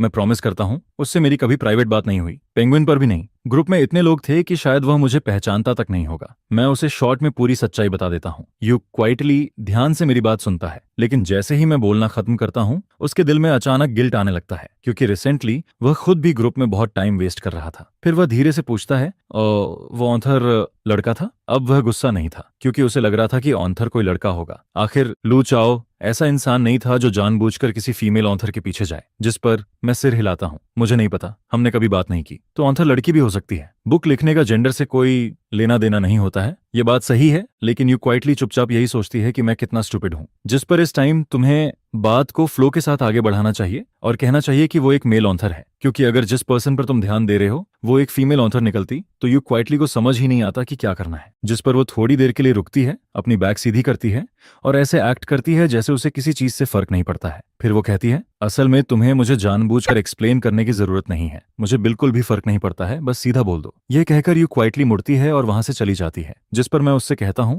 अगर तुम नाराज नहीं हो तो अपने रूम में जाकर सो जाओ, आज रात भी जेट लैग कंटिन्यू होने वाला है, इसलिए तुम्हें जल्दी सोना चाहिए। जिस पर मैं यू क्वाइटली की पीछे जाती हुई बैग को देखता रहता हूँ। मैंने तो उसे सब कुछ एक्सप्लेन कर ही दिया था, तो क्या यू क्वाइटली सच में नाराज नहीं है? विमेन सच में बहुत वियर्ड क्रीचर्स होती हैं। जब वो नाराज होती हैं तब भी कहती हैं कि वो नाराज नहीं है, और जब वो नाराज नहीं होती हैं तब भी वही कहती हैं। यहाँ तक कि शावर लेने के बाद भी वो यही बोलती हैं कि वो नाराज नहीं है। इसके बाद मैं बेड पर लेट जाता हूँ और फिर वीचैट पर यू क्वाइटली को एक बार फिर मैसेज करता हूँ, क्योंकि मुझे लगता है कि रियलिटी में पूछने से ज्यादा आसान वीचैट पर पूछना होगा। जिस पर मैं उसे टाइप करके भेजता हूँ, तो क्या तुम अभी भी नाराज हो? लेकिन यू क्वाइटली रिप्लाई नहीं करती है, यहाँ तक कि ऊपर टाइपिंग का भी कोई डिस्प्ले नहीं आता है। जिस पर मैं सोचता हूँ कि इस टाइम यू क्वाइटली के पास करने के लिए कुछ नहीं होगा, शायद वो शावर लेने गई होगी। आगे मैं और यू क्वाइटली के बीच की लास्ट चैट रिकॉर्ड को देखता हूँ, जो उस ट्रांसफर पर जाकर रुकती है जो यू क्वाइटली ने मुझे भेजा था। ऑफ कोर्स उस पैसे को लेना पॉसिबल नहीं था। मैं अपनी वाइफ और उसकी फ्रेंड्स को हॉट पॉट खिलाने के लिए इनवाइट नहीं कर सकता और ऊपर से अपनी वाइफ से पैसे भी नहीं ले सकता,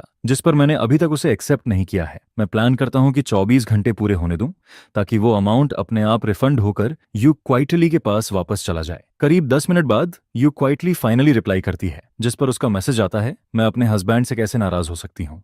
मॉम भी जानती है कि मुझे सबसे ज्यादा अगर कोई पसंद है तो वो मेरे हस्बैंड है। यह सुनकर मेरा मुंह थोड़ा खुला का खुला रह जाता है। मुझे बिल्कुल भी उम्मीद नहीं थी कि यू क्वाइटली ऐसा रिप्लाई करेगी, लेकिन इसके साथ ही मेरे दिल को थोड़ी राहत भी मिलती है, क्योंकि अगर यू क्वाइटली ऐसा बिहेव कर रही है तो शायद इसका मतलब है कि वो सच में नाराज नहीं है। और फिर उसके तुरंत बाद यू क्वाइटली मुझे एक और मैसेज भेजती है। वो लिखती है, मैं अभी रेड एनवेलप रिसीव करने वाली हूँ। जिस पर मैं वो मैसेज देखते ही थोड़ी देर के लिए रुक जाता हूँ, फिर चुपचाप वीचैट का इंटरफेस काट देता हूँ और डेट बनने का प्लान करता हूँ। इसके बाद मैं यू क्वाइटली की बुक पर चला जाता हूँ, क्योंकि काफी टाइम से मैंने उसे देखा ही नहीं था। आज नोटिफिकेशन रिंगटोन ने तो मेरी जान ही ले ली थी। ग्रुप में बहुत सारी मैसेजेस आई हुई थी, जिस पर मैं सीधे होम पेज से ग्रुप ओनर यू क्वाइटली की लेटेस्ट 2 चैट रिकॉर्ड्स देखने लगता हूँ। उनका टाइम वही था जब हम लोग हॉट पॉट खा रहे थे। वहां एक फोटो थी और उसके नीचे एक सेंटेंस लिखा हुआ था, आज फिर मेरे हस्बैंड के साथ डेट पर जाने वाला एक और दिन है। जिस पर मैं नीचे की बाकी चैट को रफली पढ़ता हूँ। ज्यादातर लोग यही बोल रहे थे कि जो यू क्वाइटली फिर से अपने हस्बैंड के साथ चली गई है, और कुछ लोग लेट नाइट पॉइजनिंग के लिए प्रोटेस्ट भी कर रहे थे। हालांकि यू जिंगशियन कई बार बोल चुकी है कि वो शादीशुदा है, लेकिन ग्रुप में हमेशा नए लोग आते रहते हैं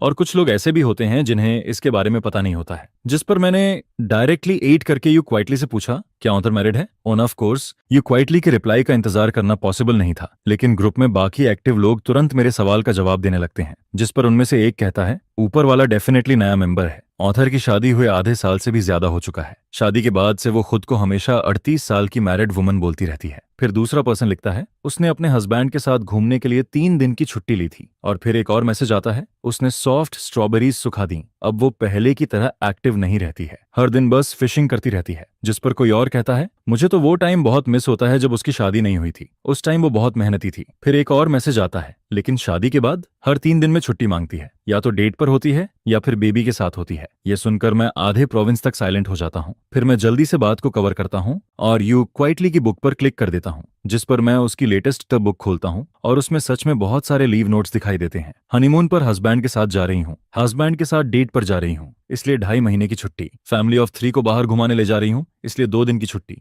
आधा दिन की छुट्टी। ये सब देखकर मैं थोड़ा कंफ्यूज्ड हो जाता हूँ। जिस पर मेरे दिमाग में बस एक ही सवाल आता है, क्या यू क्वाइटली का सच में यू के साथ एक बच्चा भी है?